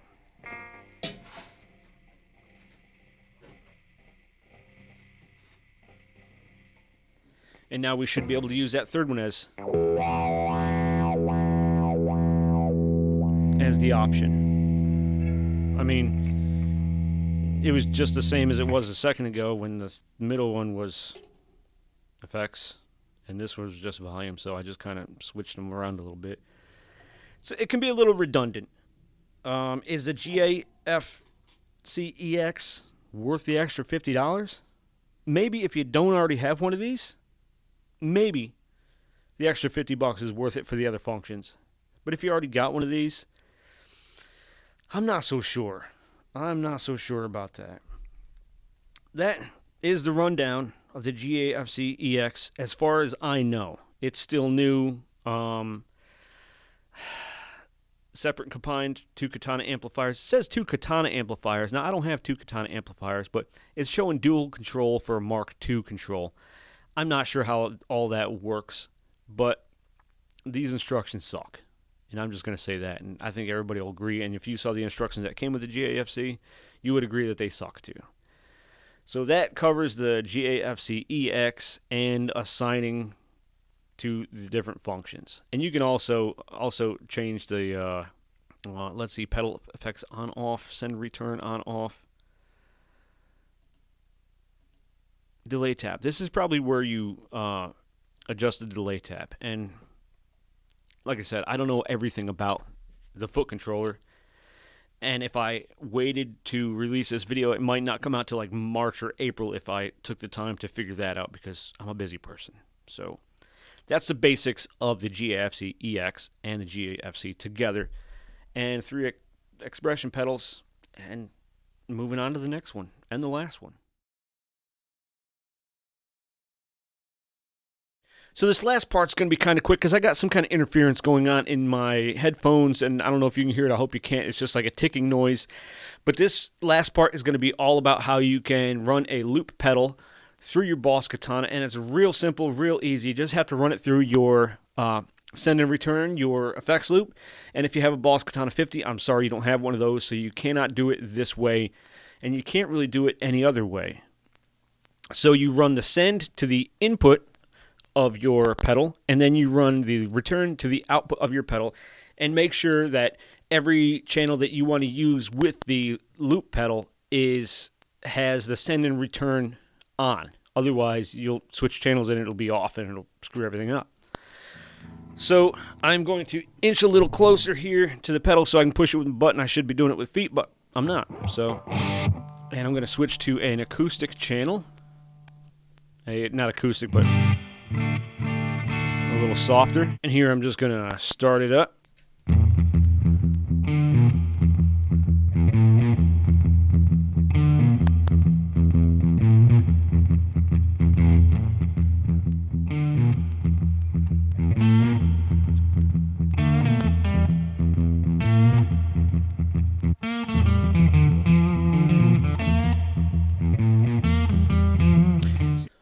So it would have sounded a whole lot better if I actually had it down at my feet and I could hit it with my foot and get the rhythm going properly and whatnot. But I just wanted to basically show you how to use the loop pedal with your amp, and I feel like I've done that. Again, thank you so much for watching, and I hope you found this video helpful in using and understanding your Boss Katana. Again, please consider liking and subscribing to this channel and help spread the knowledge. We'll see you around.